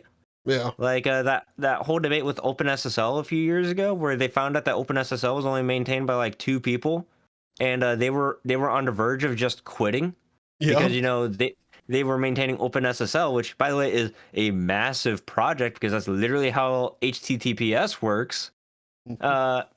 And you realize that the guy that's developing this, in 1 year, he only made like $2,000, and he's working on this full time. Oh my God. Yeah. So the free and open source way is great. And the GPL specifically says that you're supposed to give back, right? Yeah. The MIT does not say that at all. It just says, here's the software, use it. Mm-hmm. And people have really fell for the MIT mindset, otherwise known as the open source mindset, where it's like, this software is free, which means I don't have to pay for it, and I get to use it. It's great. And I can change everything about it. Yeah, I can change everything about it. I don't even know who develops it. I don't know how to give back to them. I don't know if they need money. No. I don't know if they need like, hey, you're doing a good job. Well, I mean, it kind of reminds me of like this whole conversation of not giving back to someone. It always brings me back to like the Leonard Potter. Leonard Pottering, yeah, I always screw up his name, and I'm sorry if he ever watches this. I'm sorry. He actually doesn't mind people messing up his name because he even admits that sometimes Americans just don't quite get it. But anyway, like with him, like it's always really sad when people don't get like support for the projects they do. But his story is like way worse. Like imagine developing something that standardizes and makes an entire, not operating system, but an ecosystem of operating systems better. And it improves on a lot of other flaws. In fact, it improves it so much that other operating systems are considering adopting it because it is that good. Exactly. And then, for one, not only do you not get the support you should, you get bullied, death threats, and essentially kicked out of a community. Yeah, every time you log into your email, you get like over 1,000 messages going like, you're like the worst person in the world, and it's like, that's not even the worst thing you get. Exactly. And it's just a barrage. At one point I worked as like the tech support rep for like a mobile phone company, right? I'm sure that you've had to call customer service before. Can you imagine working that job? It is the most degrading thing ever, and I thought that I was mentally tough. Well, look, I lasted 3.5 years, which was more than 99% of all the other employees there. You're kidding. Yeah. Okay. Yeah. All right. I'll be honest with you. I'll tell you. During my tenure working for that company, I had 27 different supervisors because they all kept quitting. Oh my God. Yeah. Oh my God. That's Yeah. so bad. So the next time you're upset because your TV's not working or your phone's not getting a proper data connection, don't get on the phone and immediately start shouting. Please care Well, about the person on the line, please. look, I'll tell you my story then, because I worked at Comcast, and if anyone knows Comcast, like I was I can't remember if it was level 1 or level 3. I can't remember, but the highest level of tech support, I think it's level 3. I don't know how they classified it. I can't remember. Anyway, like I was supposed to be the last person you got to fix your internet problems. Like if your router was down. So you had the worst job. Brother. Okay, look. I went through training. Training lasted 4 weeks. I was like, oh my God, this is going to be so easy. Like I was like, let me hit the ground running. I'll hit your benchmarks, all that stuff. Bro, I think it was day two, where I had someone tell me that they had been transferred 14 times, begged me. I mean, literally, it sounded like they were on their hands and knees begging me not to transfer them. And after I told them I wasn't going to transfer them, they told me that they had been told by 2 separate people that same thing and then transferred to the sales department. All I had to do was send one signal to his router and it was fine. Yeah. The lowest level of tech support can also do that.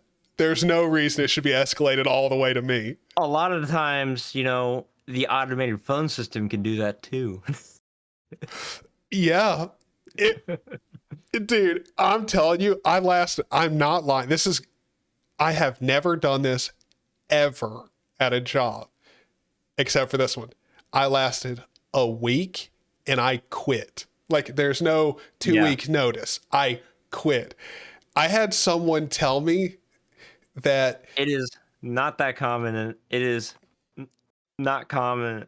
Well, it is common in that industry for something like that to happen. That's why a lot of times when you see like these call centers, they're typically placed in massive cities. That way they can just churn through employees. Yep. Well, I mean, I had one woman explain that why I shouldn't continue with the job. Like that wasn't the final day I quit or anything, but that was like, I think that was like my 4th day. I had a woman spend like 10 minutes of her time explaining why I should quit this job as soon as possible. Like, I mean, like literally this woman was like, you're worth more. Like it was a wild conversation. And again, it's on a recorded line. Like, how am I supposed to talk to my supervisor after he knows I've just been explained why I need to get a new job? My very last phone call for that company was where somebody prayed for me because I sounded like I had a rough day. They're like, I just can't take this anymore. Thank you. It's like you're good to go, brother. You're good to go. You're good to go. I got the faith in you. I'm like, thank you.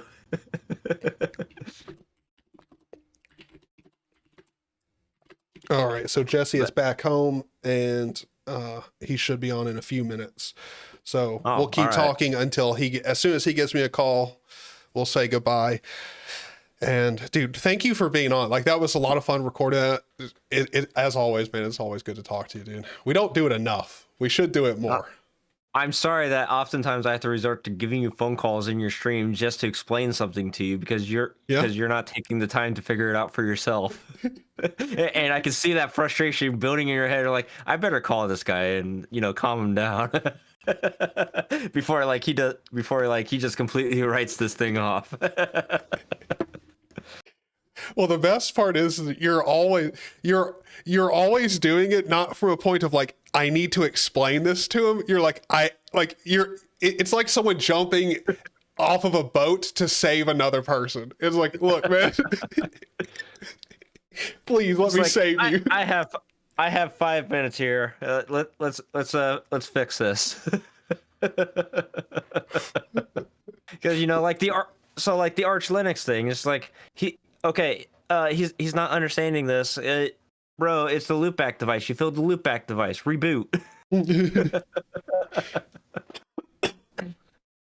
I also wish I wish with the whole Arch install thing, it had gone a little bit differently, but also I think at the same time, I can't really blame it because in hindsight, I'm trying to pull down a Git repo with I don't know, my Yeah. entire icon set in it. That's gonna be a problem. Just a little bit, Mm-hmm. just a tad, because I don't know how much the loopback device is filled by default on my system or anybody else's, but it's not like low, like it So, is filled. by default, it is. I think Arch Linux is 2 gigs. Mm-hmm. I think that is the default. So like just a small script or something like that.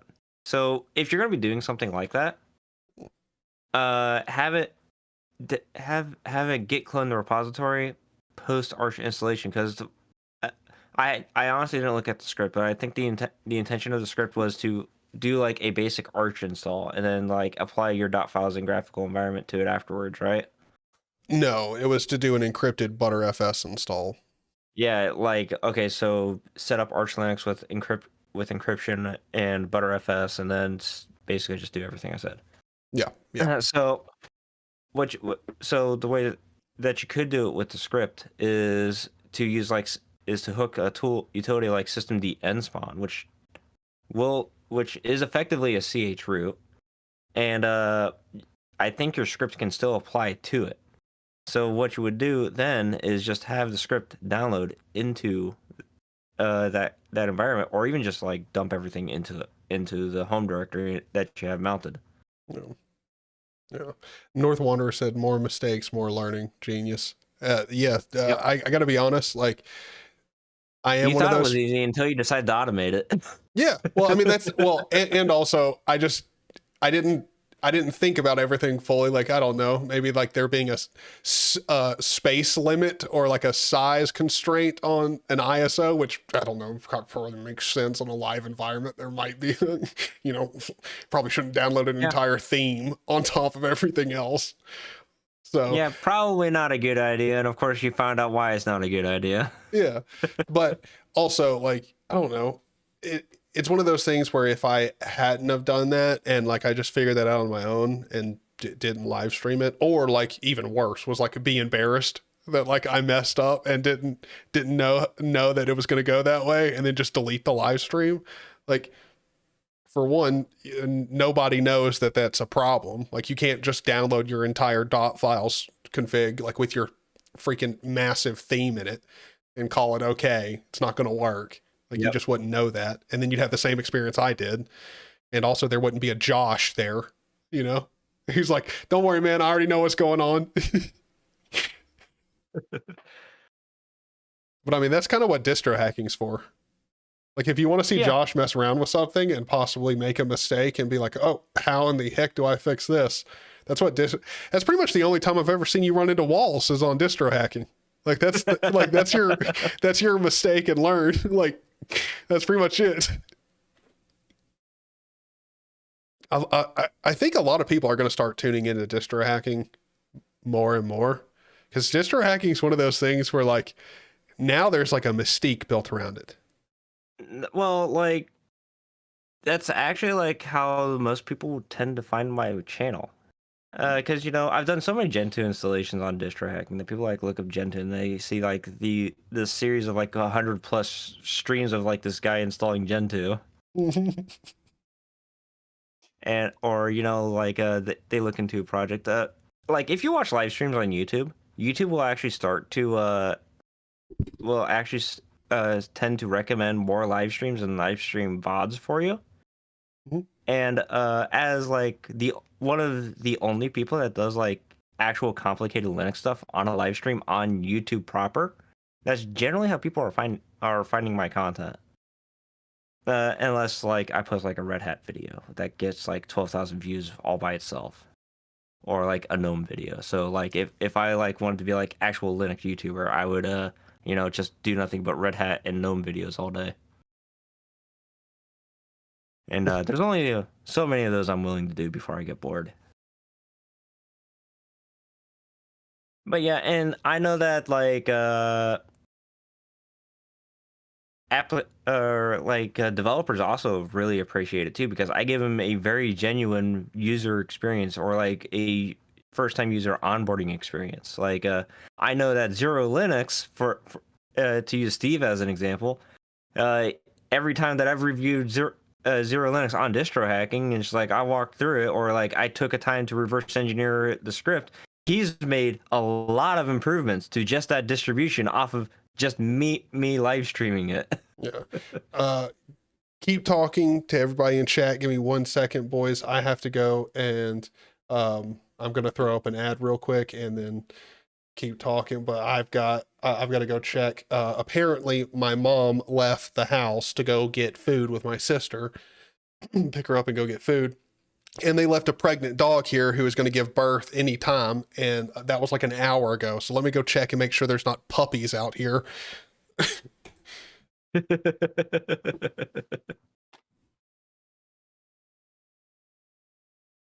don't know when the ad's going to be over, so I'm just going to keep talking. But yeah, chat, how's it going?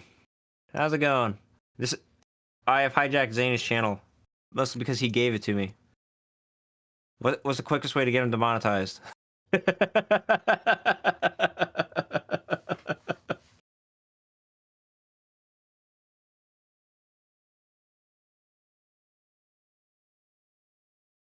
Is this distro hacking? This is not distro hacking because it's not Friday.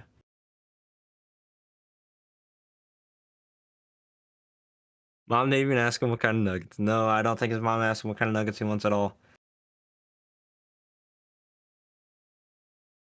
Let's see. Those pants I was talking about earlier, I got them right here. Just to let you guys know. Buddy, hold on. No, don't do this.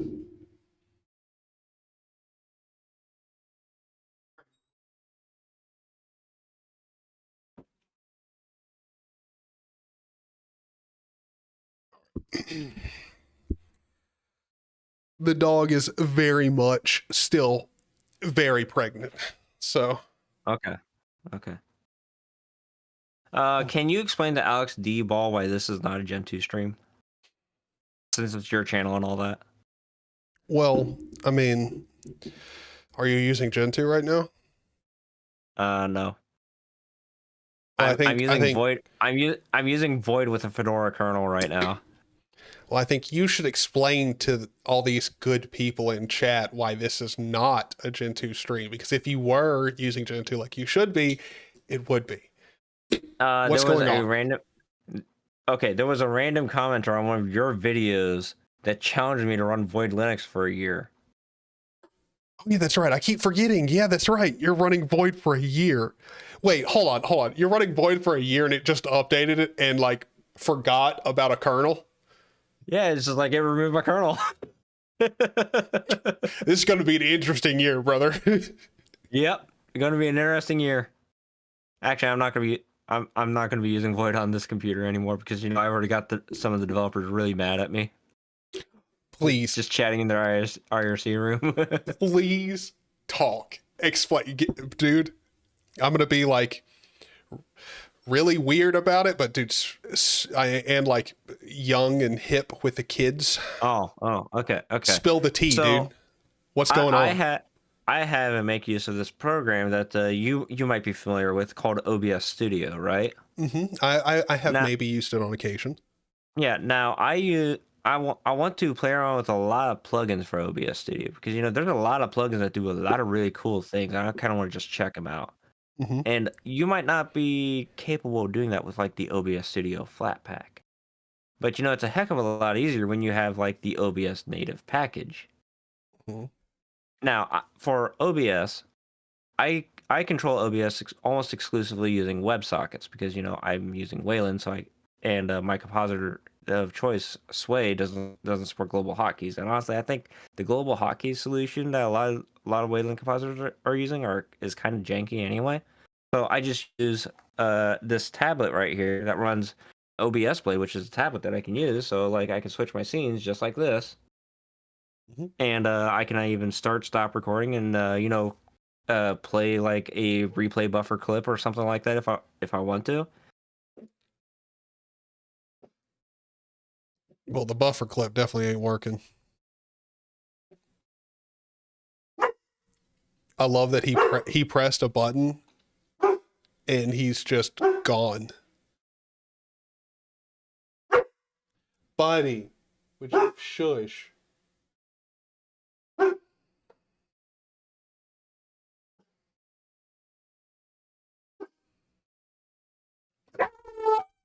Oh my. Oh.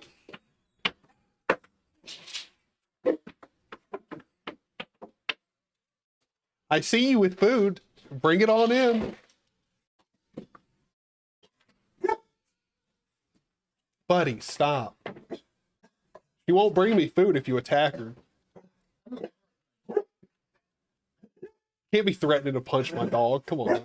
Oh, I can do whatever. All right. I might have to mute my microphone, dude. He's going wild. Ooh, it smells great. What is this? He got a salad or a taco bowl. My mom got me a salad. Yeah, why not? Yo. Oh, some baller French fries and Dude, these are good French fries. Yeah. And it's a nice piece of toast with I think it's a buffalo fried chicken with some pickers on top. So if I ever say my family doesn't love me, just know I'm lying.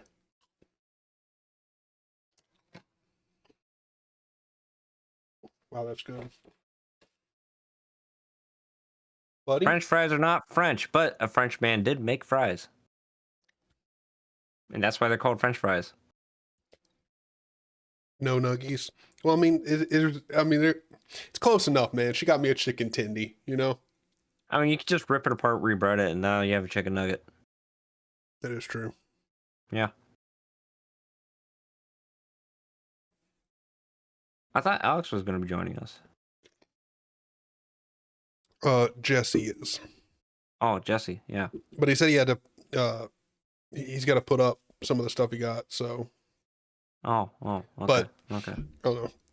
He may also have sat down and been like, Pop OS had an update and Pop OS decided it didn't need a kernel anymore either. So you never know.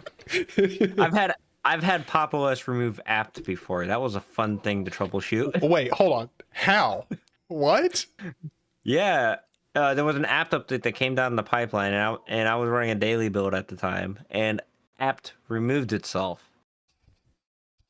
It didn't remove dpackage, thankfully. But when your package manager front end just decides to up and remove itself, that becomes a bit of a problem. That is absolutely hilarious. Your package manager uninstalls itself. Lida, that was the early days of Pop OS. It hasn't happened for a while. Yeah. I mean, that's kind of the thing. Pop OS will most likely end up being the distro that ends up being the most polished in the shortest amount of time. Like it honestly has been. Yeah. It continuously gets, especially in the hardware space. Like me and Jesse have talked about this because we both have like Optimus laptops or, hybrid Intel NVIDIA laptops. Well, here's the thing. Pop OS is developed by System 76, which they are a hardware company. Because they build and design hardware. Well, I mean they might not build laptops, but they still have a say in their design. They have access to work on with some of these drivers and firmware blobs, And that's why they were able to build such amazing NVIDIA support for Pop OS, or especially with like the hybrid graphics and the Optimus. That's why the System 76 runtime is so good, because they're allowed to look at the source code that they might not have. They that like an open source developer might not be legally allowed to look at. Man, the more that I think about it, adding timestamps to this live stream, because I just, for some reason, as you finished that, I had the idea I need to add a timestamp for that. And I was like, oh God, going through this whole thing and adding timestamps is going to be a pain. Yeah. No, like I'm sitting here, I'm like looking at like a distro hacking Christmas special. And I was like, how do I integrate like distro hacking into this? Because we've had so many amazing conversations during the streams. Because when we're compiling Firefox, what else are we gonna do? No. Wait, I mean, like you are part of the Christmas special, yes? Yes, but I'm having my own Christmas special like a week before. Well, I just had to make sure, because I thought you were, and like when you said that, like I was like, wait, does he not know? I was like, it can't be. Okay. The last scheduled episode of Distro Hacking for the year is December 8th. That's the last one that I'm going to guarantee for the year. So I'm going to do my best to make sure that we don't cancel Distro Hacking. I've already decided that we're probably not going to continue like Linux from scratch, because I'm kind of bored with it. Yeah. Well, and it's Linux from scratch. Yeah, it's the most tedious thing ever. It's not that it's tedious. You're just going cd in your unpack tarball, cd into directory, sudo make install. Brother. Cd back out, unpack tarball, cd into directory, sudo make install. Tedious. The definition of tedious. It's monotonous. Like it's pages upon pages of highly similar commands. Yeah. Every now and then, there might be like some additional instructions, like run a / configuration. Then it's just sudo make install. Yeah, yeah. I mean, some of them, like you need to give some configuration options too. Like there's some special things here and there, but half. What am I saying? The overwhelming majority of LFS is running the same like 5 commands over and over again. So. Yep.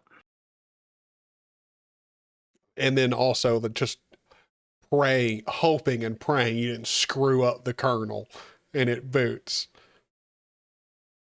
It's pretty much the entire LFS install. Yeah. Oh, I was the first one that Alex asked. Oh, I feel special now.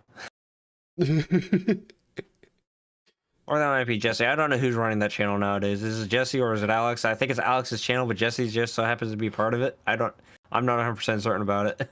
Well, it's Alex's channel. Jesse helps. And also Jesse helps. Okay. I mean, he's definitely part of it. Like definitely part of it. I've seen him upload videos to it. Hmm? He's actually, as far as I know, he is currently working on a video. I can't remember what he was talking about it being, and I also don't think he probably wants to keep it a secret until then, because I can't remember what it was, but it was a really, really good idea for a video. He has already done one? Yeah, I think that's like one of the few that I watched. Because I'll be honest, Alex, I don't really watch a lot of distro reviews because they're almost as boring to watch as they are to make. So, yeah. Just kind of depends if it's a distro, even if you're not going to use it, it depends if it's a distro that you're like, you find interesting.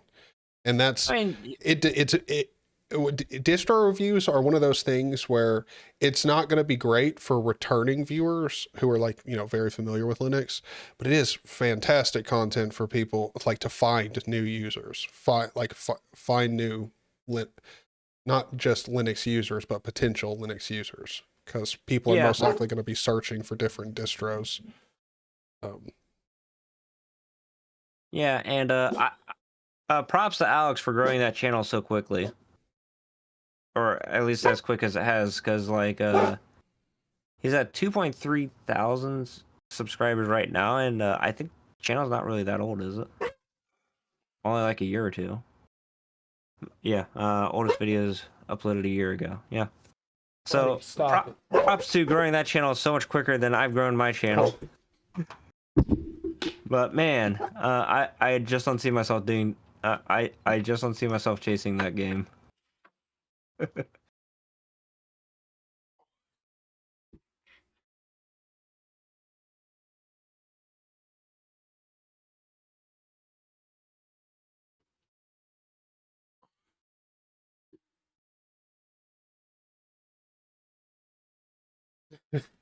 I make them for noobs.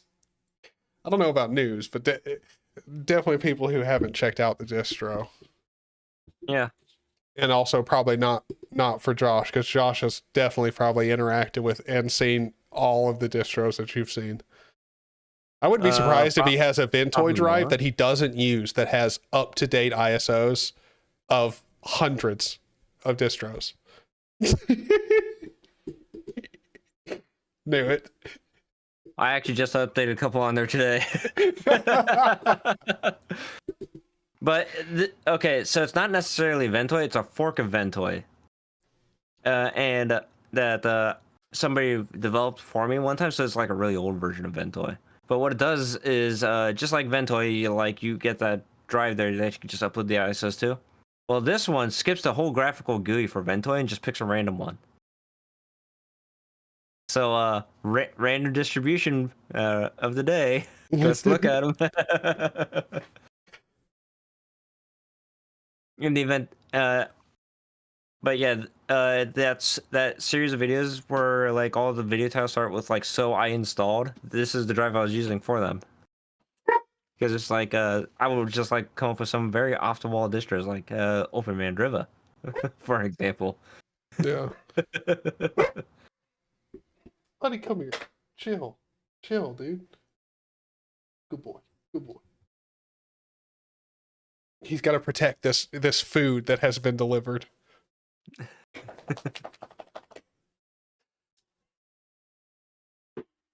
wonder where Jesse is. Who knows? I mean, if he's anything like me, he's having family distract him. Probably having family distract him, or he's sort of like me, where I inventory my food too. Oh yeah. Well, it came down one point because I work in a very different town from where I live, right? And I happen to work like that night shift. So when I get off of work, sometimes I'll hit up like the Walmart in that town and do some grocery shopping. And I was sitting there thinking to myself, do I have sugar at home? Do I have bread? So So in the past, I would buy like a bag of bread or like buy a 3-pound bag of sugar, and then come home and find out, oh yeah, I already have that.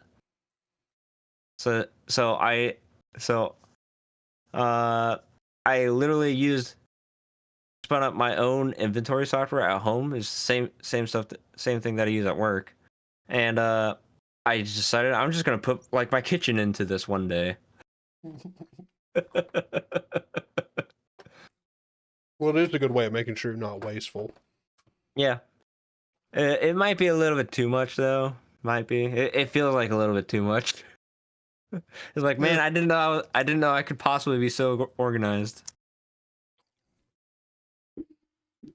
Oh. Also helps you not waste money. Like that's kind of like I'm cheap enough to where I'm like I wouldn't even worry about it being too much, because I'm like, dude, if it saves me $5 once in 12 months, I'll take it. Yeah. Yeah. Well, that and like the only semblance of a grocery store that I have here in my small town, besides a Dollar General, because Dollar General is just like every fucking where. They're actually building a second one. We're actually today at work we were joking because we already have 3 In, I kid you not, a 2.5 mile span of our main road, there's 3. So we were joking about another one opening. Yeah. I live next to a lake. So there's a Dollar General on like the big town on one side of the lake, and they're building another one on the other side of the lake where a small community of people live.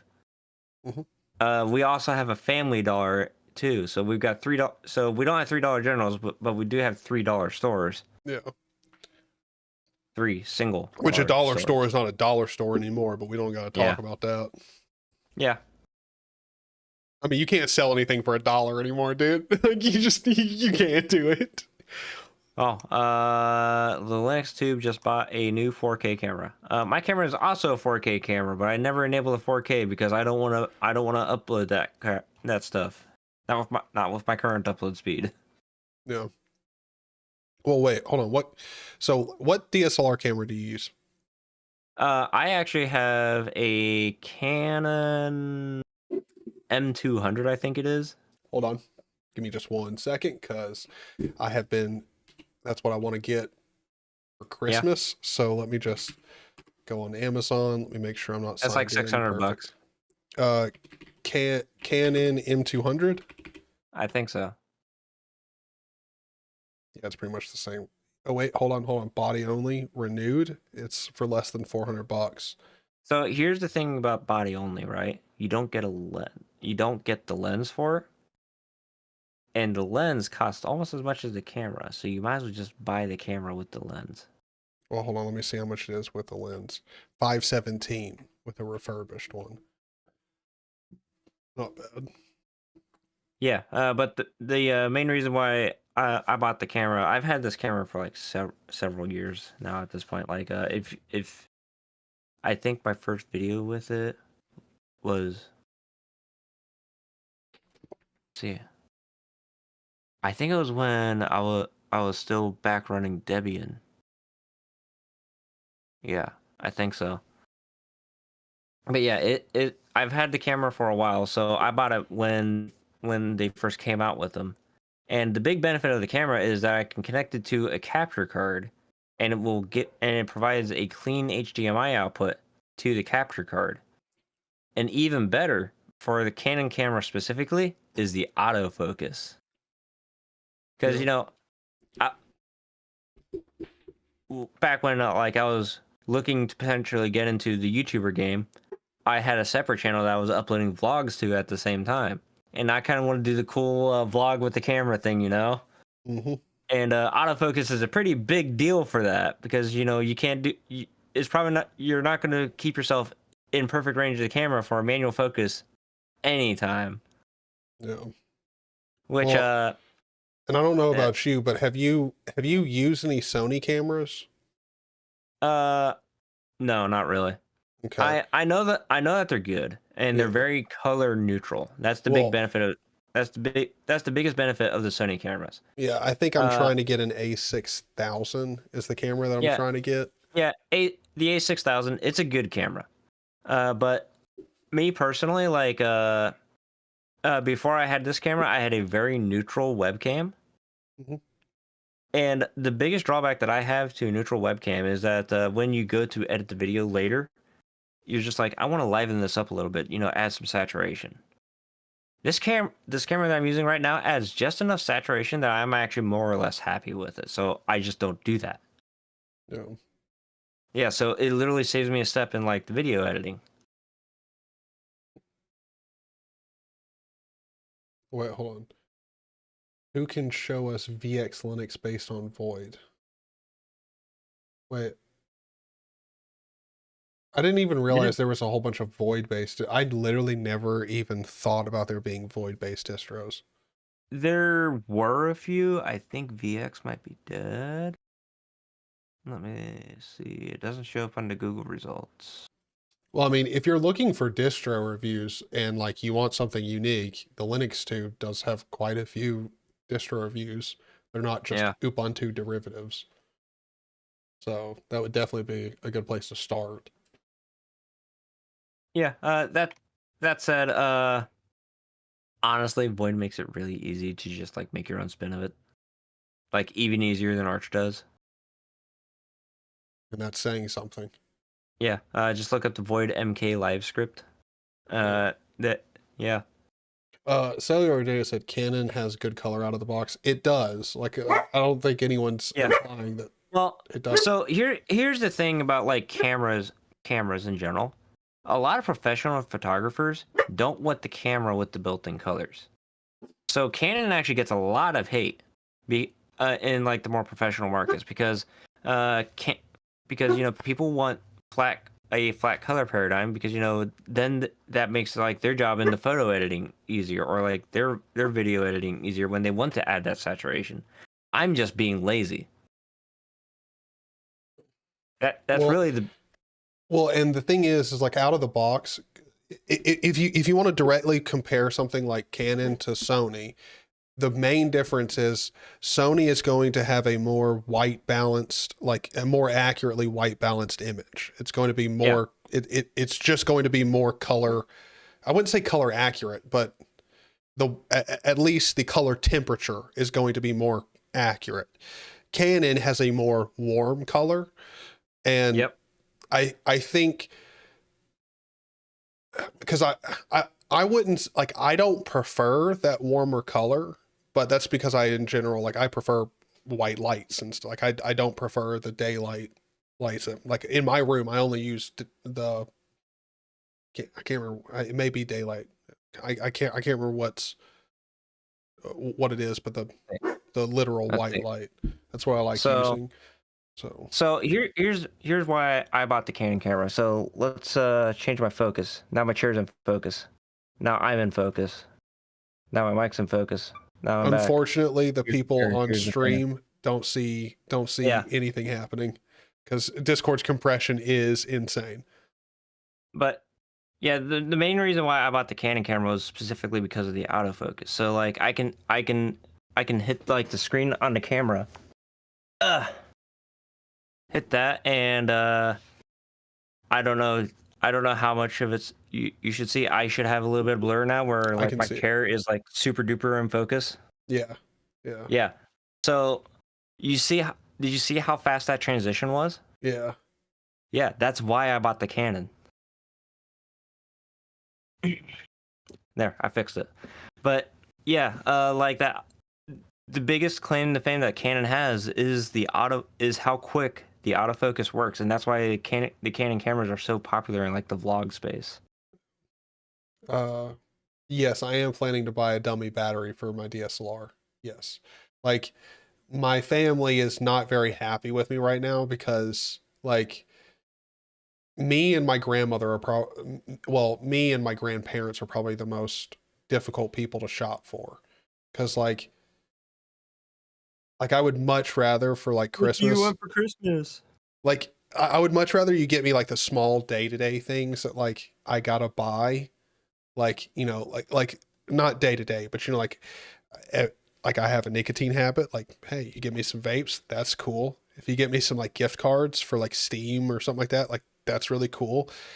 And past that, there's nothing really that I want. Like, I don't want a new car. I don't want new accessories for my car. Like, I don't want new PC parts. Like, I'm pretty happy with everything I've got. I don't really need much more, especially since now that I've got that laptop. Like, that laptop is great because it's like my mobile like workstation. So I'm totally fine with everything I have. And this year they're like, come on, give us something that you really want. The only thing I could be like is, well, I mean, I want a DSLR. And everyone's like, well, that's one item. It is $600. It's like $600. Like, could you That's fix something fine. else? No, like honestly, the best thing that you could possibly ask for is just like get me candy. Well, actually, that is one of the things I told him. Like, well, if you don't want to get me that, you want to like, just surprise me with something cool. Like, they Just have, get you food. yeah, like, well, they also have these, oh, what is it? Uh, like it's gummies, but they have like Amanita muscaria mushroom in them, and they are so good. Like, I can't remember what the dosage is. Like you're supposed to take like half of one, but I always take like one gummy. And oh my gosh, it's so nice.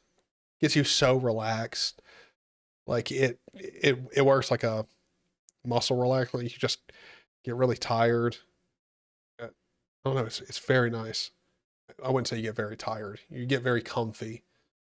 Like I the last time I took had one of them, I took one gummy and ate it, sat back, watched a movie, and I watched the entire movie and then immediately fell asleep. Like as soon as the credits started rolling, boom, lights out.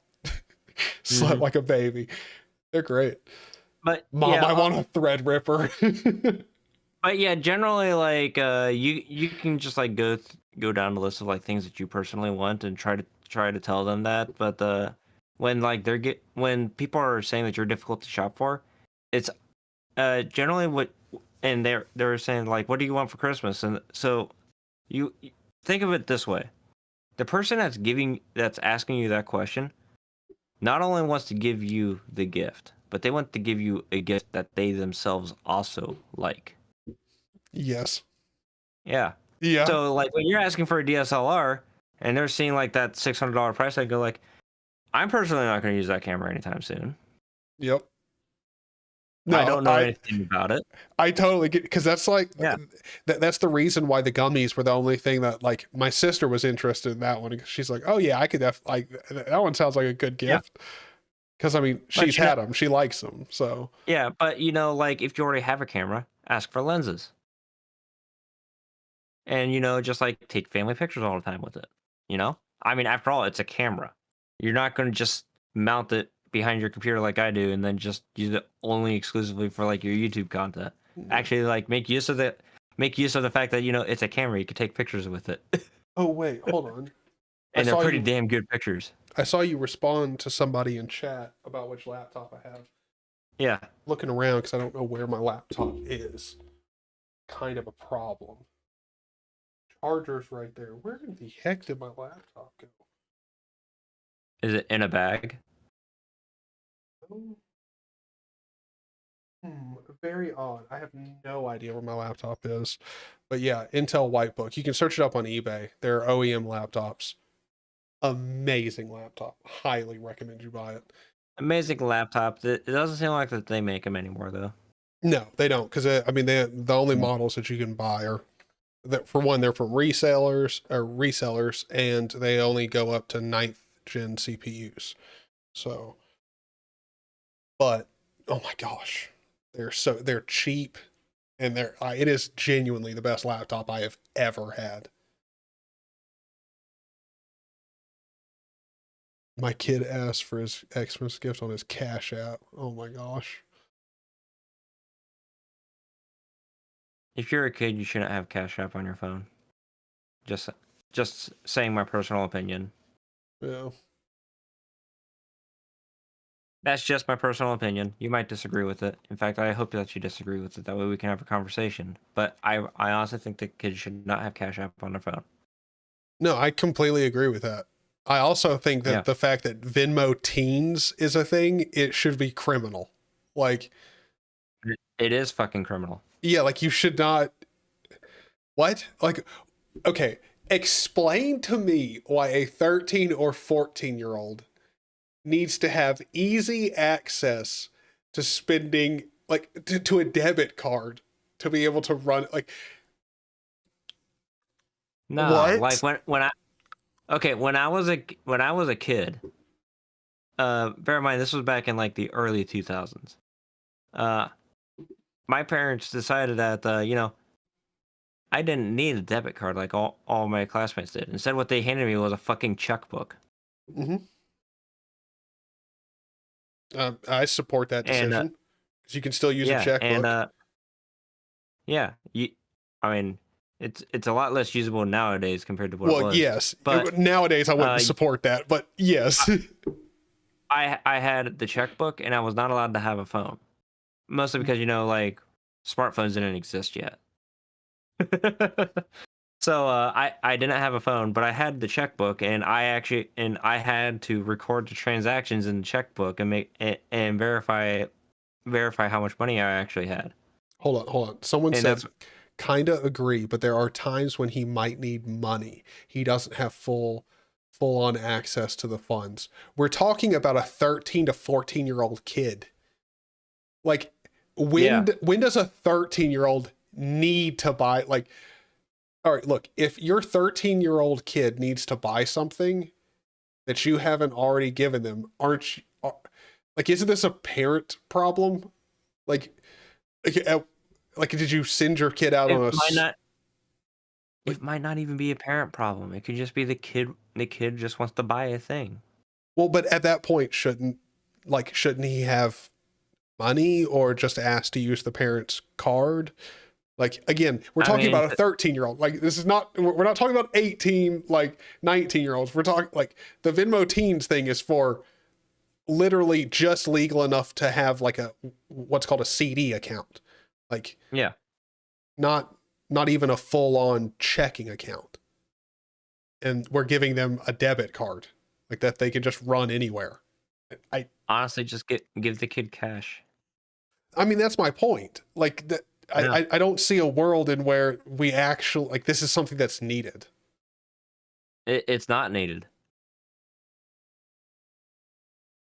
There's a lot of places nowadays that are going cashless, but a lot of those places it's optional to go to them.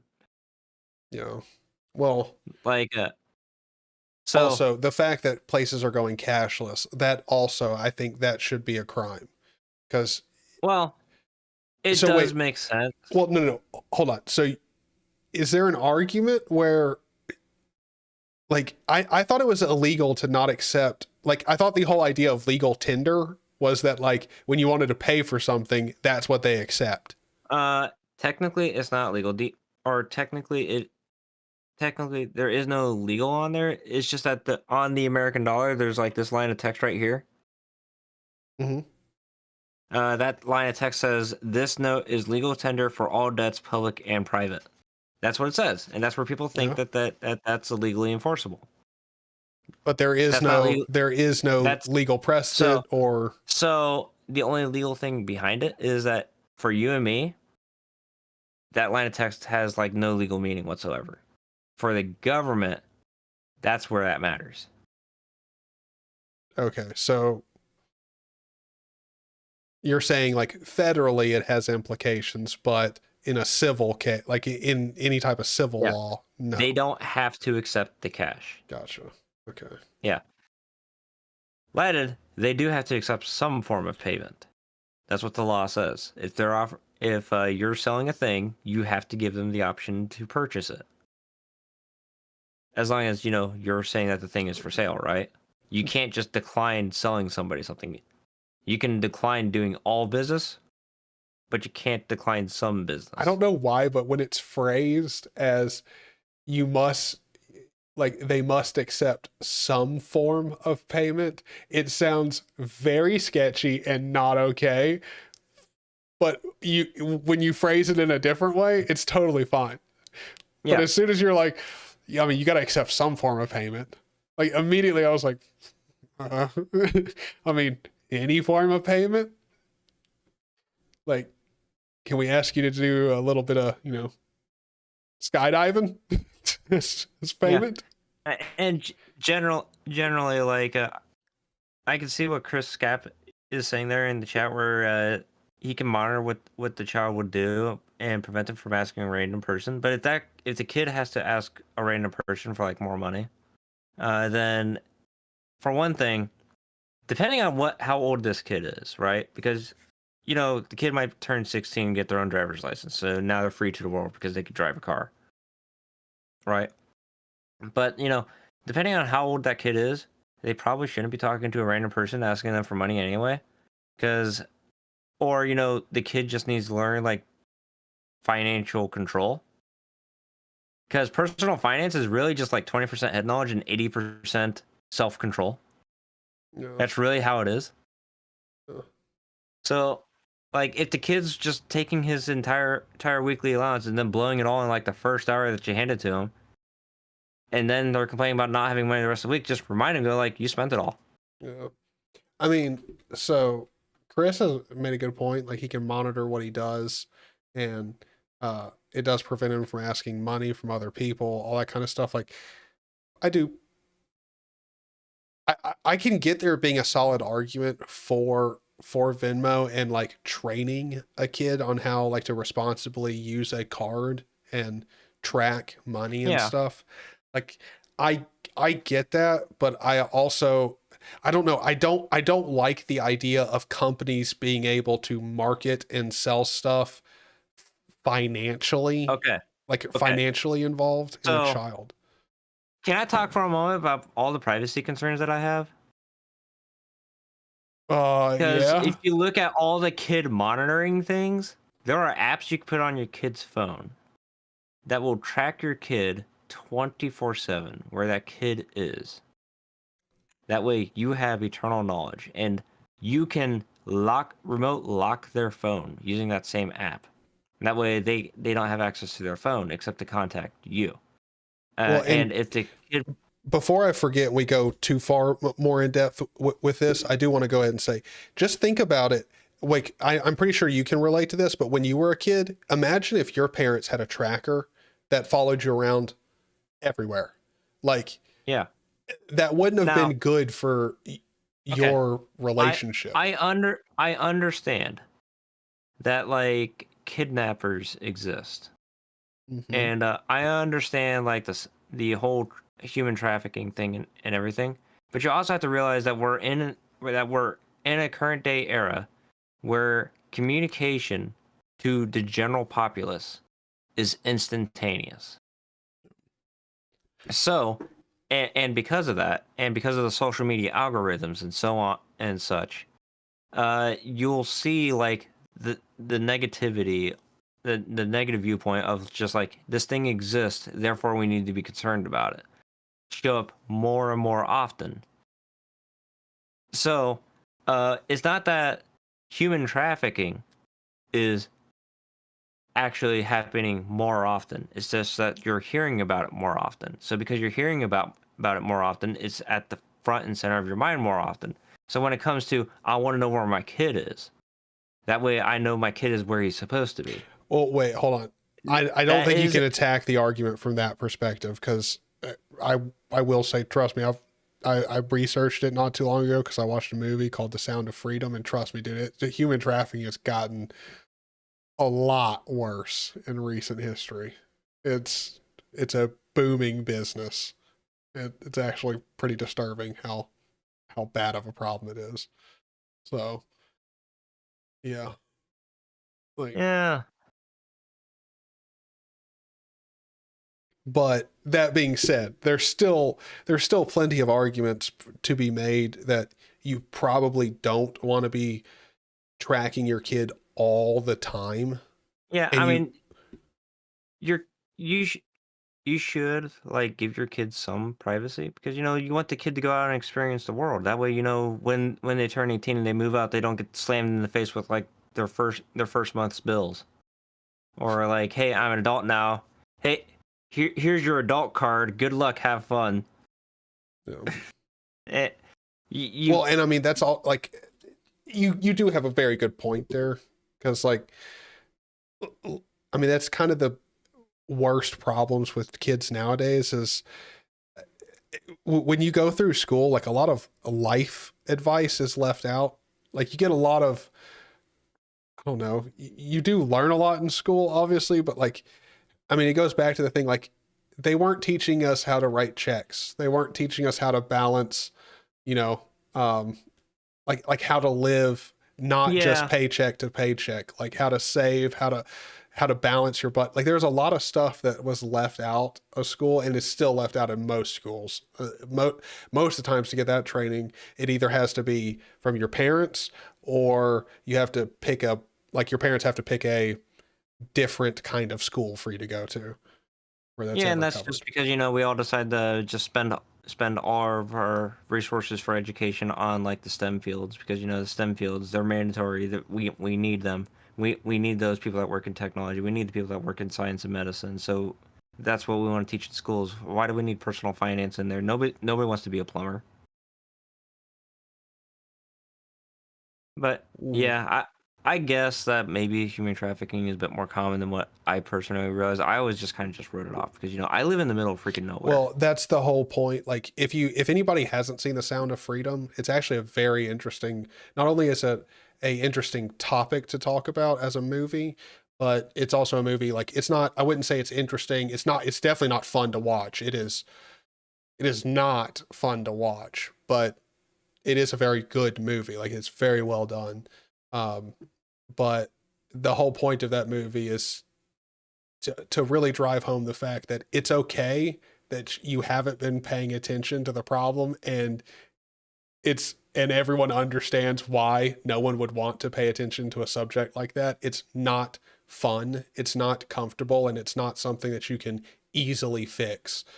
Um and like it was actually really interesting because that whole movie, there was a lot of money and a lot of campaigns around hiding the movie or um defaming and like bringing them into a negative light. Like the people who made the movie, they're very closely tied into the people who make The Chosen and Angel Studios, which is a completely crowdfunded like um Yeah, self-funded like Christian network. And so they self-fund everything kind of like they do. And maybe it was even through Angel Studios, I'm not even sure. But um like they were giving away tickets for the movie because they knew a lot of people wouldn't want to go and spend the money to go and see it because it's not a comfortable subject, and it's not a movie that people probably like want to go spend $15 to go see or whatever. So especially it's just not a movie. Everyone knows it's not a movie that you really want to go pay a lot of money to go see. So the people who either had seen it or know that it's a big problem and want to like support it, crowdfunded it so you could go get tickets. Like you could literally go to their website. Like if you went to like Fandango and places, like towards the actual showing, like all the seats would be sold out, and that's because they would be available for free on their website.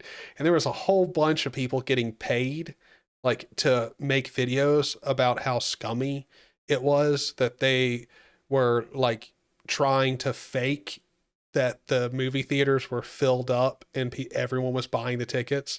It's like, no, like it wasn't. Well, like no, like they literally had a website where you could go and get the tickets for free. And like that was their whole part of their marketing, was like if you can't afford to go see the movie, or you don't really want to go spend the money to go see it, like we have tickets for free. Like other people are paying extra so you can go see it. yeah. I'm looking at it. It does look like that's distributed by Angel Studios. So there's some involvement there, which I haven't looked at Angel Studios in a while. Uh, let's look here. Oh, yeah. Okay. The Chosen series is awesome.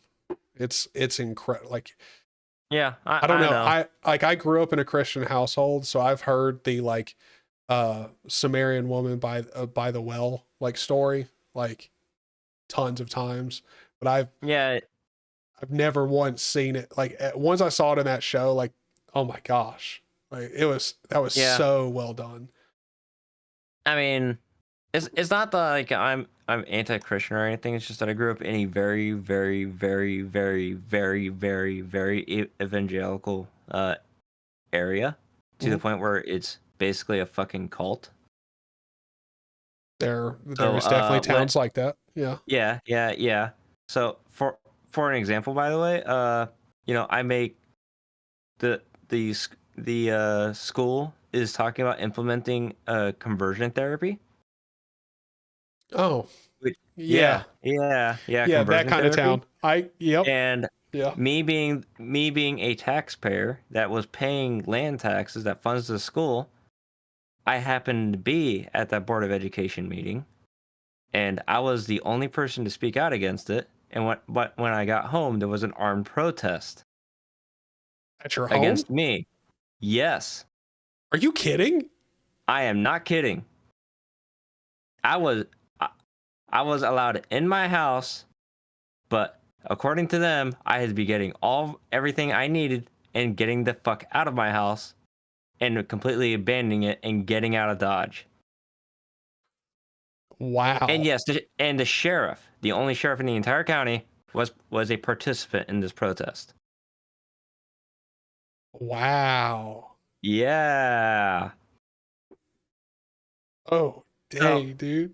so that's why I don't watch Angel Studios content. Because that's nightmare fuel.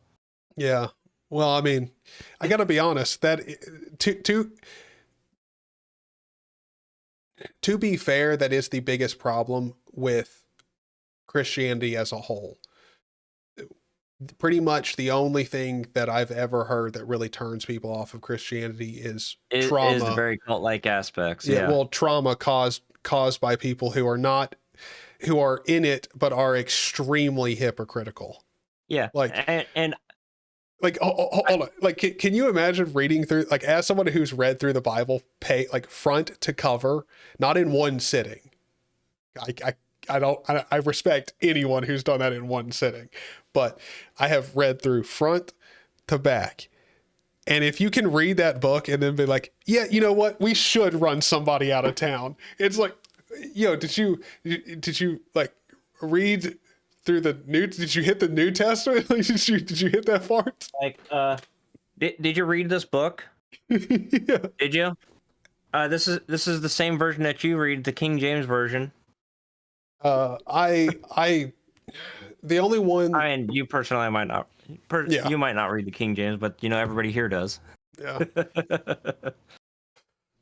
I like the NIV and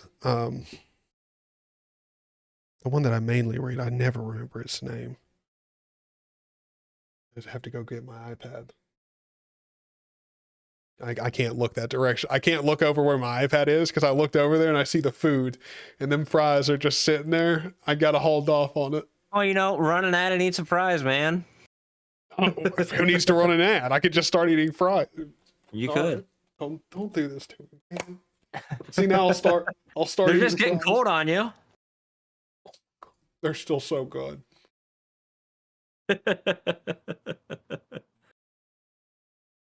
Let's see. I should probably check like my work email, see if anybody broke anything.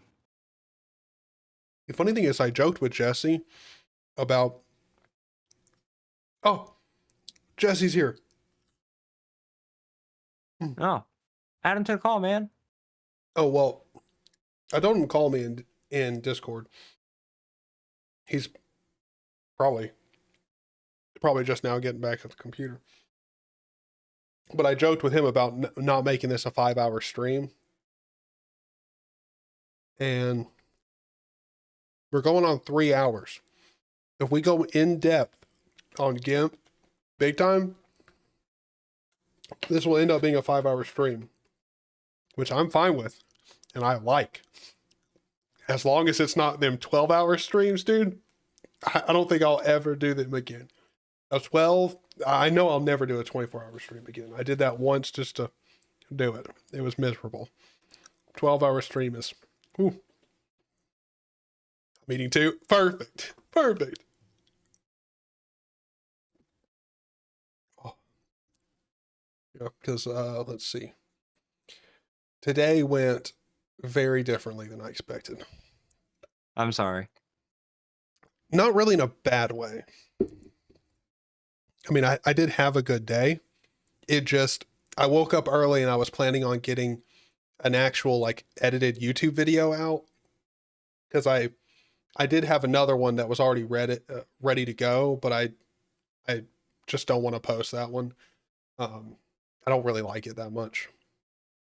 I think it could be better. I think I could do it better. So I was going to record one this morning and post it. And I think I slept in till 6 because like normally I got to be gone at like 7:30. So I like normally wake up at 3:30, 4 o'clock, get ready, do work. recording, stuff like that, thumbnails, responding to comments, just stuff.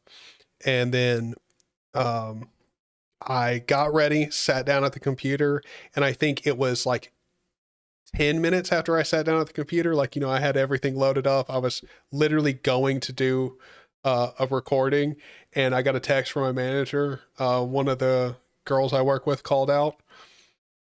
So she was like, "Can you come on in early?" I was like, "Yeah, I'll be there in 20 minutes." So my day started off early at work, and then it was so busy. Like, it was good, because like when it's busy, it means the day goes by way sooner. But it was way busier than I was expecting, because we have like a 10% off for if you're 60 and over. And that also causes problems, because that means I got to ask people, how old they are, which you can imagine how horrible that goes. I ruined a guy's day today. I was not paying attention at all. He barely wanted, like, how some people have the demeanor of like they don't really want to talk to you. Like they clearly, like, it's nothing personal or anything. They just clearly just want to get their shit and go home as soon as possible. This guy only had a few things. He had a few other people with, like his wife, I think, maybe like his daughter, something. He had other people with him. I asked him, if he was eligible, if I literally asked if him or anybody he was with was eligible for the thing. And I looked over at the monitor, and then I looked back up at him, and like, I mean, again, I've been entering things into the system. So like, I haven't really been looking at him at all. So I ask him and then look at him, and he's like probably early 40s, and it's his wife, same age range, and his daughter. Dude, he goes, "Man, it's been a bad day. I didn't know it's been that bad of a day." Like, his voice broke. His wife was laughing.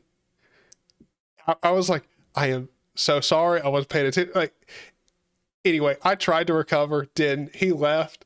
Man, I had like 3 other coworkers near me, and they're like, "Yeah, we're going to have to stop having to ask people if they're eligible and just give it to people based off of like how they look. Like, we can't keep doing this, asking people stuff." I felt so bad. So you better believe the entire rest of the day I was looking at people much more closely before I asked that question. No, just talk about the weather. The weather. Yeah, just the weather. Go like, if it's a terrible day, go like, "Man, it's kind of a crap day out there, isn't it?" Well, there is one guy who comes in, and that's all he ever talks about. Okay, we should have some more. If you would go over the job packet with Give me a minute. Give me a minute. Do you want to mute? Just go through it. Yeah, probably should. No, my phone reads text messages out loud because oftentimes I'm sleeping in the bed for basically as long as I possibly can. I love your reaction though. You like, literally, "Oh, shit." you literally grabbed it. And you're like, "Oh God, shut up." The only thing that would have been more funny is if you literally just threw it. I sent a text message out to my business partner, and he responded. They're like, "Oh shit!" It's like, "I don't want that stuff to leak," because thankfully it's not that bad. Okay. I mean, it could have been a lot worse. It could have been like, is your home address really 555?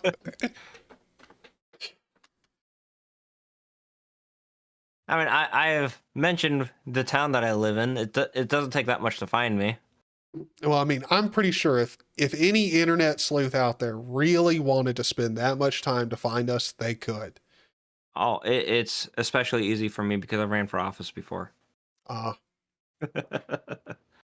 don't think I've ever done anything like that, but still. Yep. With as horrible as I am with accidentally doing things, I am sure I am sure I have accidentally given away something that somebody could use to find me before. Oh, that's so right, Chris. If you had thrown it, I could have totally made that into a great short. Would have been awesome. I could have made like 6 different memes out of it and like put them all together in a short. I could have made a trap beat with it too. Like line it up to like a boom.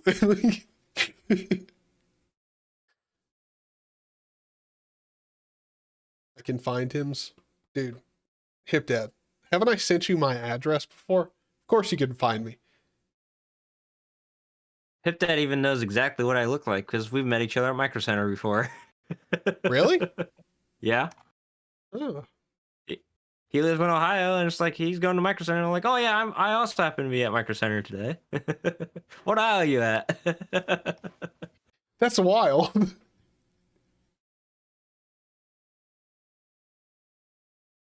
Oh, I need to buy a new laptop because mine broke.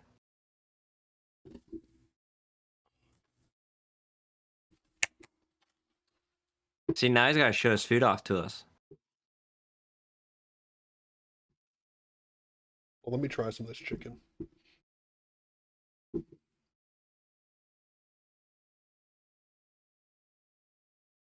Let me turn all the volumes down on this so I can keep messaging this guy. Very good.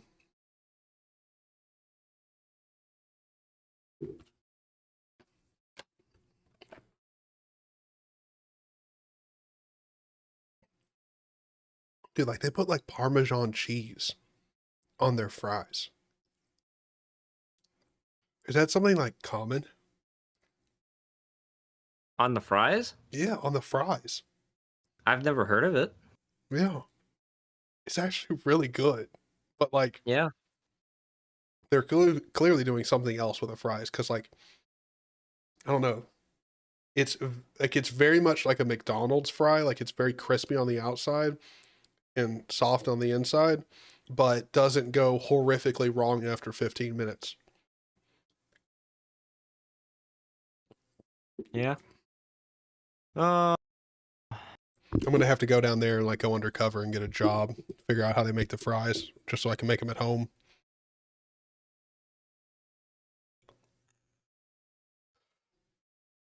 I can't believe other people like. I feel like sometimes it's a big brain idea to go to the places that make the food that you really like and get a job there and figure out how they make it so you can do it at home and then leave the job. Like, why is that Kind of like a shitty move if you're like the restaurant owner. It's kind of a shitty move towards you.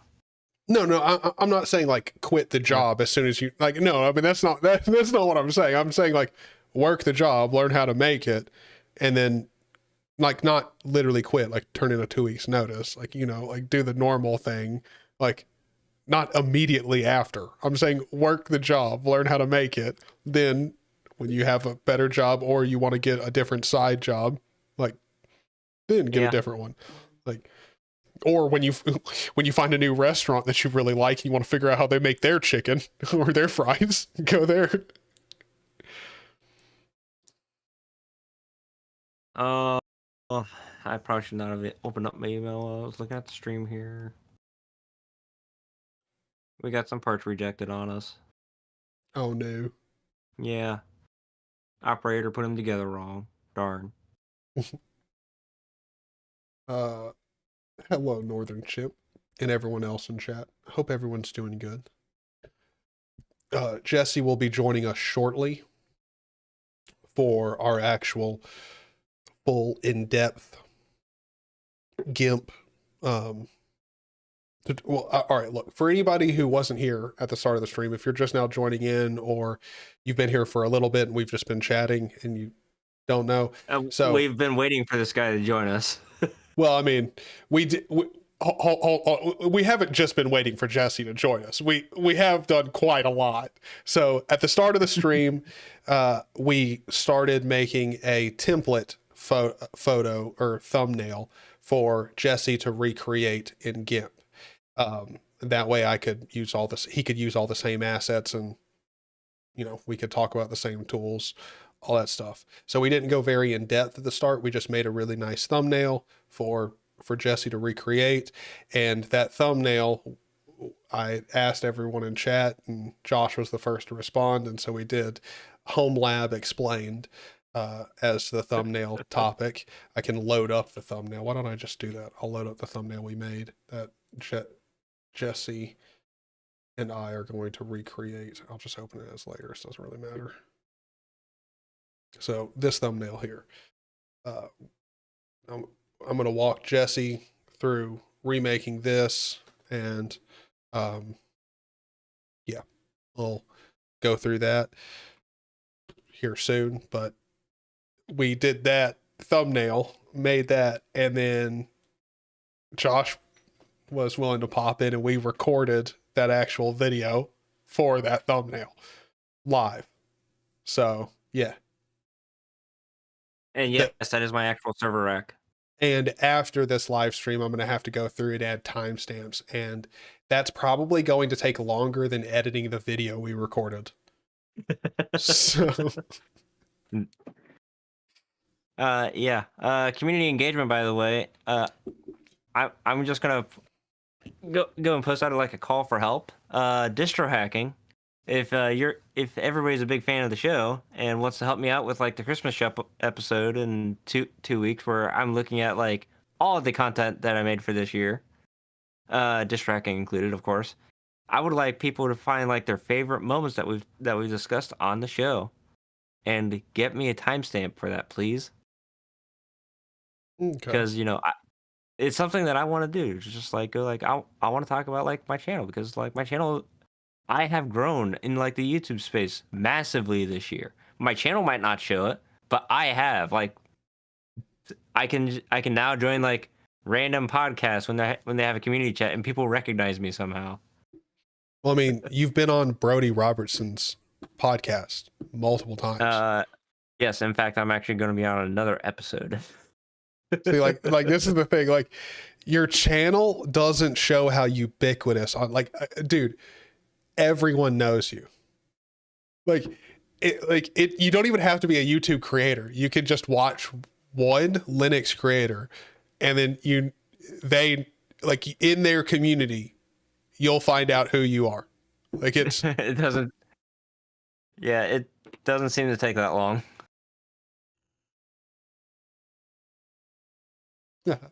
You have not missed the GIMP masterclass. We have already done the first part of it, but this has kind of been a very interesting stream. It not only is it definitely about GIMP.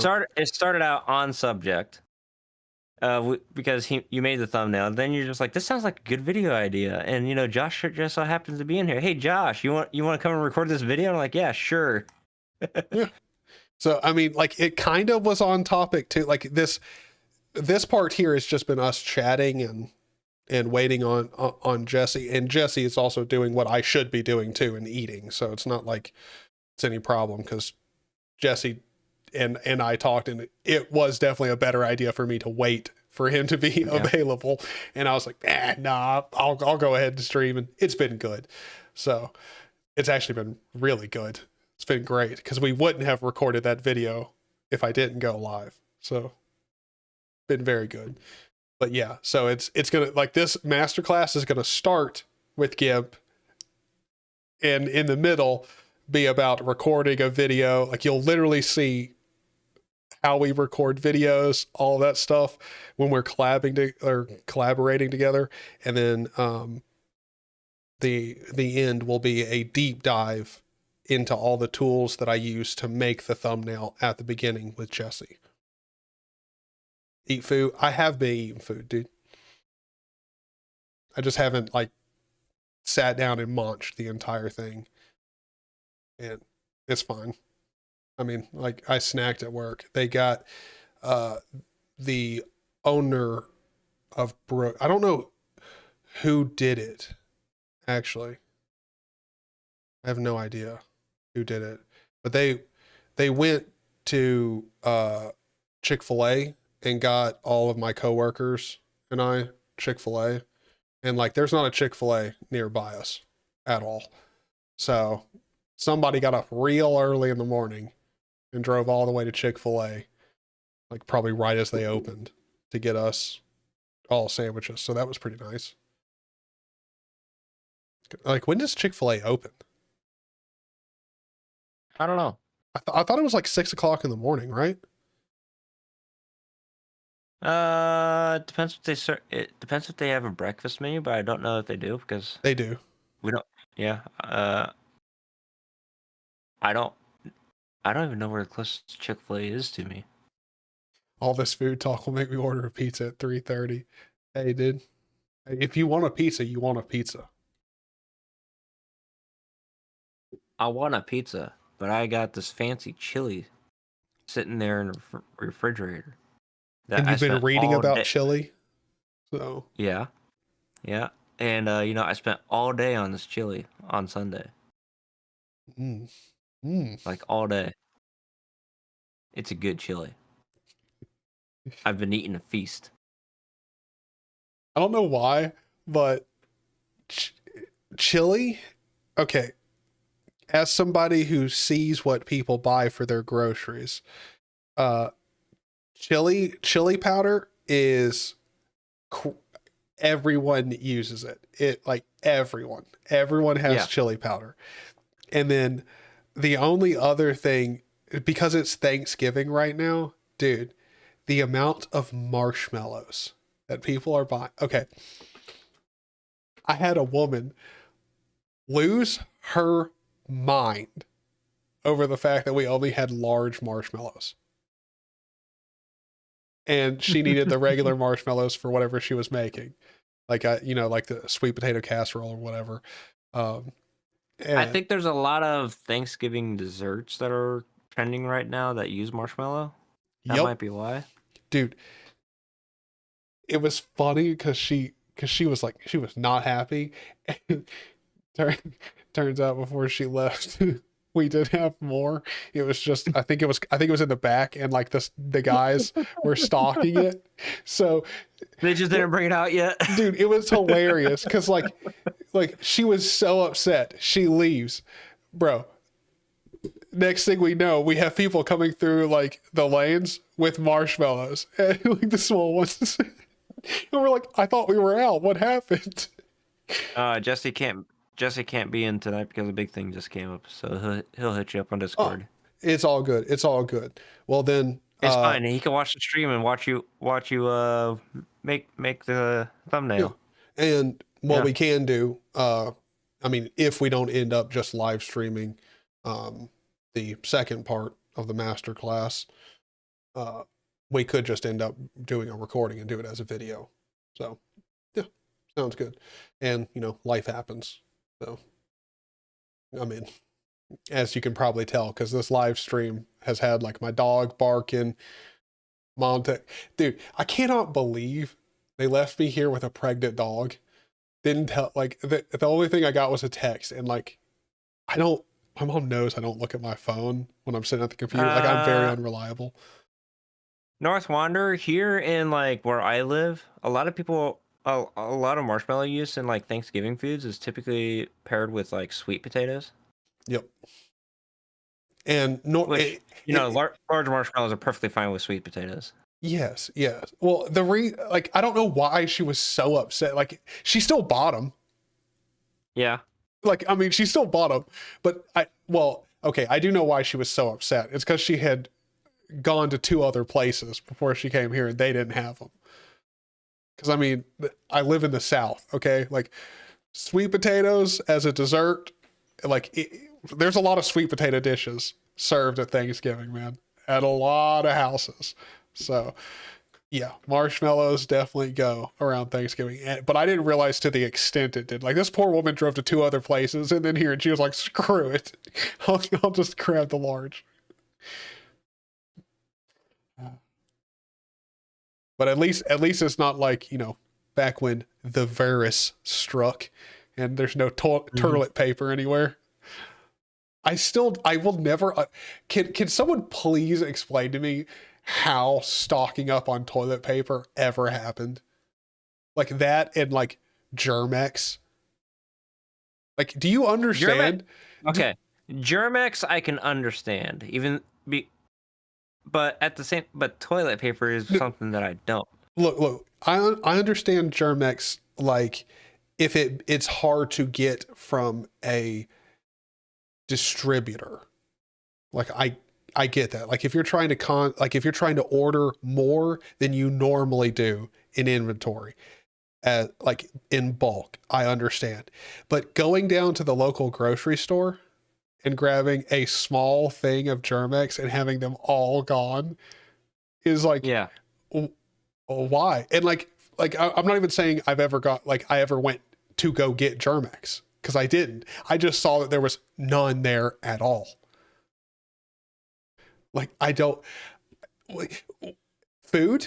Like, if the whole idea is like, don't interact with people as much as possible, wouldn't you stock up on food? Like, why toilet paper? What? Like, I mean, buy some rolls, yeah. Yeah, the sad part is, during that whole shortage there, I ran out of toilet paper, because normally I just like buy the big giant thing of toilet paper, that way I don't have to buy it for a while. Yeah.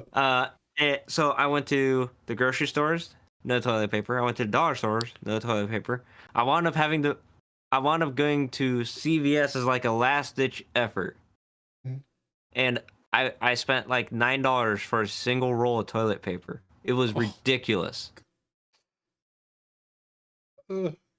Yeah, I did go over to one time I went over to a friend's house and he didn't have any toilet paper, and I can't remember why, but like I couldn't go anywhere else to get toilet paper, so I had to stop at a convenience store and buy one roll of toilet paper for like $8.50 after tax. And I was like, what is this, man? Yeah. Like, I could buy a combo meal for the price of this toilet paper. Baby wipes for the win. Yeah. I don't know. I'm just not a baby. Okay. The issue with baby wipes for like this place that I live in is that my drain pipe is only 3 inches. Yo, hold on. I'm sorry. North Wanderer totally distracted me in chat. He said, apparently toilets got blocked here because people were flushing t-shirts. Yes. Because they didn't have toilet paper, so they were thinking that they had to wipe with something. So they tore up an old t-shirt and would flush that down. Okay, hold on. I just want to explain this to everyone, so everyone is aware of this. There are weeds very common to mullein everywhere. Mullein is a type of weed with a very thick leaf. Like, not very thick leaf. It's a very big leaf, and it is decently thick, and it's very soft. It grows everywhere in the US, and there's weeds like it throughout the world. Go, like, dude, if you don't have toilet paper, spend 20 minutes to walk outside and find a wooded area. Assuming you don't live in a massive city, there's going to be woods near you. You can walk through there and find that it grows literally everywhere, and any plant like it will stick out because its leaves are very soft and big. Pick them and use that. Like, what are you doing? A t-shirt? What? These are grown adults. Like, this is proof that just adults are literally just grown children. That's it. Yeah. Like, that nothing special happens to you. What, like, once you become I can tell you firmly, there's not an age that you hit where you're like, oh, I'm now an adult. Like, no. You just get treated like an adult eventually. Holy crap. Using literally, holy crap, using a t-shirt. Wow. All right. Yeah, the fun thing is you never really feel like an adult until like bills come around. Oh yeah. Yeah. Well, that's the only time. I don't even know if you feel like an adult when that happens. You're just reminded that, yeah, I'm an adult. Mm-hmm. Okay. You can only sit back and play video games for so long. Somebody's got to do those dishes. He flushed a banana peel down the toilet. Why? Dude, what is it with people treating toilets like they're trash cans? Because generally people think that, oh, they take waste.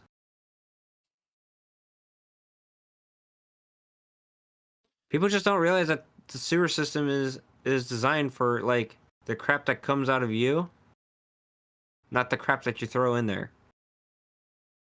Yeah. Well, I mean, there's also There's a lot of people who have septic tanks and don't even understand how a septic tank works. It's like, yeah. it's like you can't. There's, I don't know. I wish people all were interested in like self-reliance with their house. Like you don't have to be self-reliant, but learn how everything in your house functions, or like what you need when it comes to survival, how it all functions. Like not in every aspect, because none of us do. Like you're not like you don't have enough time to learn every aspect of every detail, especially in modern life. Like you're not going to learn how your entire house is wired, and you know, how to plumb your entire house at the same time. Like no. But if we're being realistic, people do need to learn how to fix their stuff, because the amount of times that I've watched, like there's YouTube videos surround like that literally are just companies, like their YouTube channels ran by companies who clean people's septic tanks. And like, dude, the way that some people treat their septic tanks and like what they put in them is insane. Yeah. Well, like there's like this one guy that I just randomly discovered through shorts, because it turns out that they're somewhat useful after all for finding channels like that kind of purpose in life. Yeah. He was just like showing this septic tank that hasn't been, that the last time it was checked by a plumber was 30 years ago. Ooh. Yeah, and it's one of those old steel septic tanks that they installed back in like the 20s and 30s. So the only reason he was called was because it caved in. Oh no. Yeah. Now here's the thing about those kind of septic tanks. They can't stay there. So he had to dig this whole thing out. Because it's steel and it's lead lined. And you can't just leave that sitting there in the ground when you know it becomes compromised. Oh my goodness. Yeah, I have a buddy who's a plumber, and he loves, because he's convinced a whole bunch of his friends uh to not do their own plumbing, because he's by convince them not to. He's seen some stuff. Yeah, he for one, he's convinced a lot of them by just telling them stories of his job and how difficult some jobs can be. And also a lot of his friends have done the thing that, you know, where your ego gets the best of you and you're like, I mean, if you can do it, I surely can do it too. And then they end up calling him and they're like, yeah, so I tried, I tried to go underneath my toilet and stop the water before I, started messing and unscrewing things on the toilet. And now there's water everywhere and I can't get it to stop. I've shut off the house's water. Like, could you help me? I mean, not that exact story, but like you get the point. Like, yeah, there's a lot of I can fix it myself when it comes to plumbing that you probably don't want to do yourself. And definitely if you make a mistake, you don't want to do it yourself. Yeah, when I first moved in here, the kitchen sink was actually installed by the previous tenant. Mm-hmm. And it was converted from a single unit sink to a double unit, because apparently that's just like better, but in reality I've just would like one big giant sink rather than two smaller sinks, personally myself. Yeah. But it was converted to that, and to run the drain from the second sink into the primary drain, they ran the drain uphill rather than downhill. Yeah. So the only way to get the sink to drain was to actually pump it. And like, It's not useful at all. I love it. Oh, good Lord. You gotta love people. Like, I don't know. Like, I do support learning how to do stuff yourself, but I Yeah. also don't support doing the like Afro engineer thing where you don't do it all the way. Like you know, like There comes a point where yes, I fully support the DIY. I fully support it. If you want to learn how to do it yourself, you can do it yourself. But actually put 5 extra minutes into learning how to do it before you actually do it. yeah, That way you can be sure that you do it right. yeah. Like it's 'Cause, one of those things where you can't have the typical Linux mindset where you're like, I'll just run these commands and get what I want to happen. Like you don't just follow the steps in a plumbing guide and you're like, all good. It's like, no, there's a chance that something's gonna go wrong or it's gonna be different than in the tutorial. Like learn what you're doing and why you're doing it. Yeah, and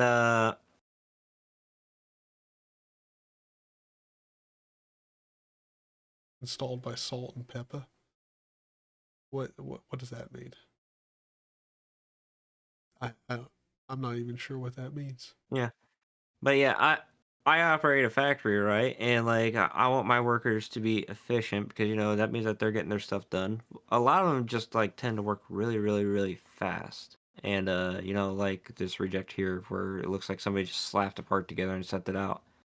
And and I constantly have to remind these people, take a second to look at it, Did you do it right? Because if you do the job right, you only have to do it once. Oh, hold on, So, Josh. and I just thought about it. I'm so sorry. I'm going to totally derail this and cut you off.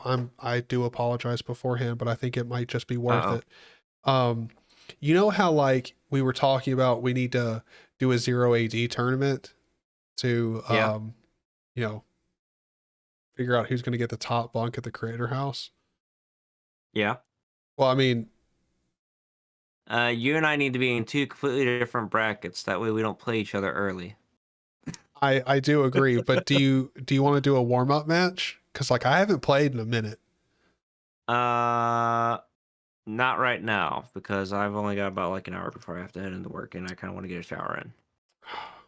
Well, all right. Well, then we're gonna have to do that here before too long. We're gonna have to live stream. Go ahead. Well, you see, after today, I'm not going to be going into work until Sunday night, so there's plenty of time to at least get a match of 0 AD in there. But we all know that's not going to be just a match because we got to have rematches too. Yep. All right. Well, I look forward to in the very near future playing you in 0 AD. All right. Very near future. But yeah, I'm going to go hop in a shower. I'll see you guys. See ya.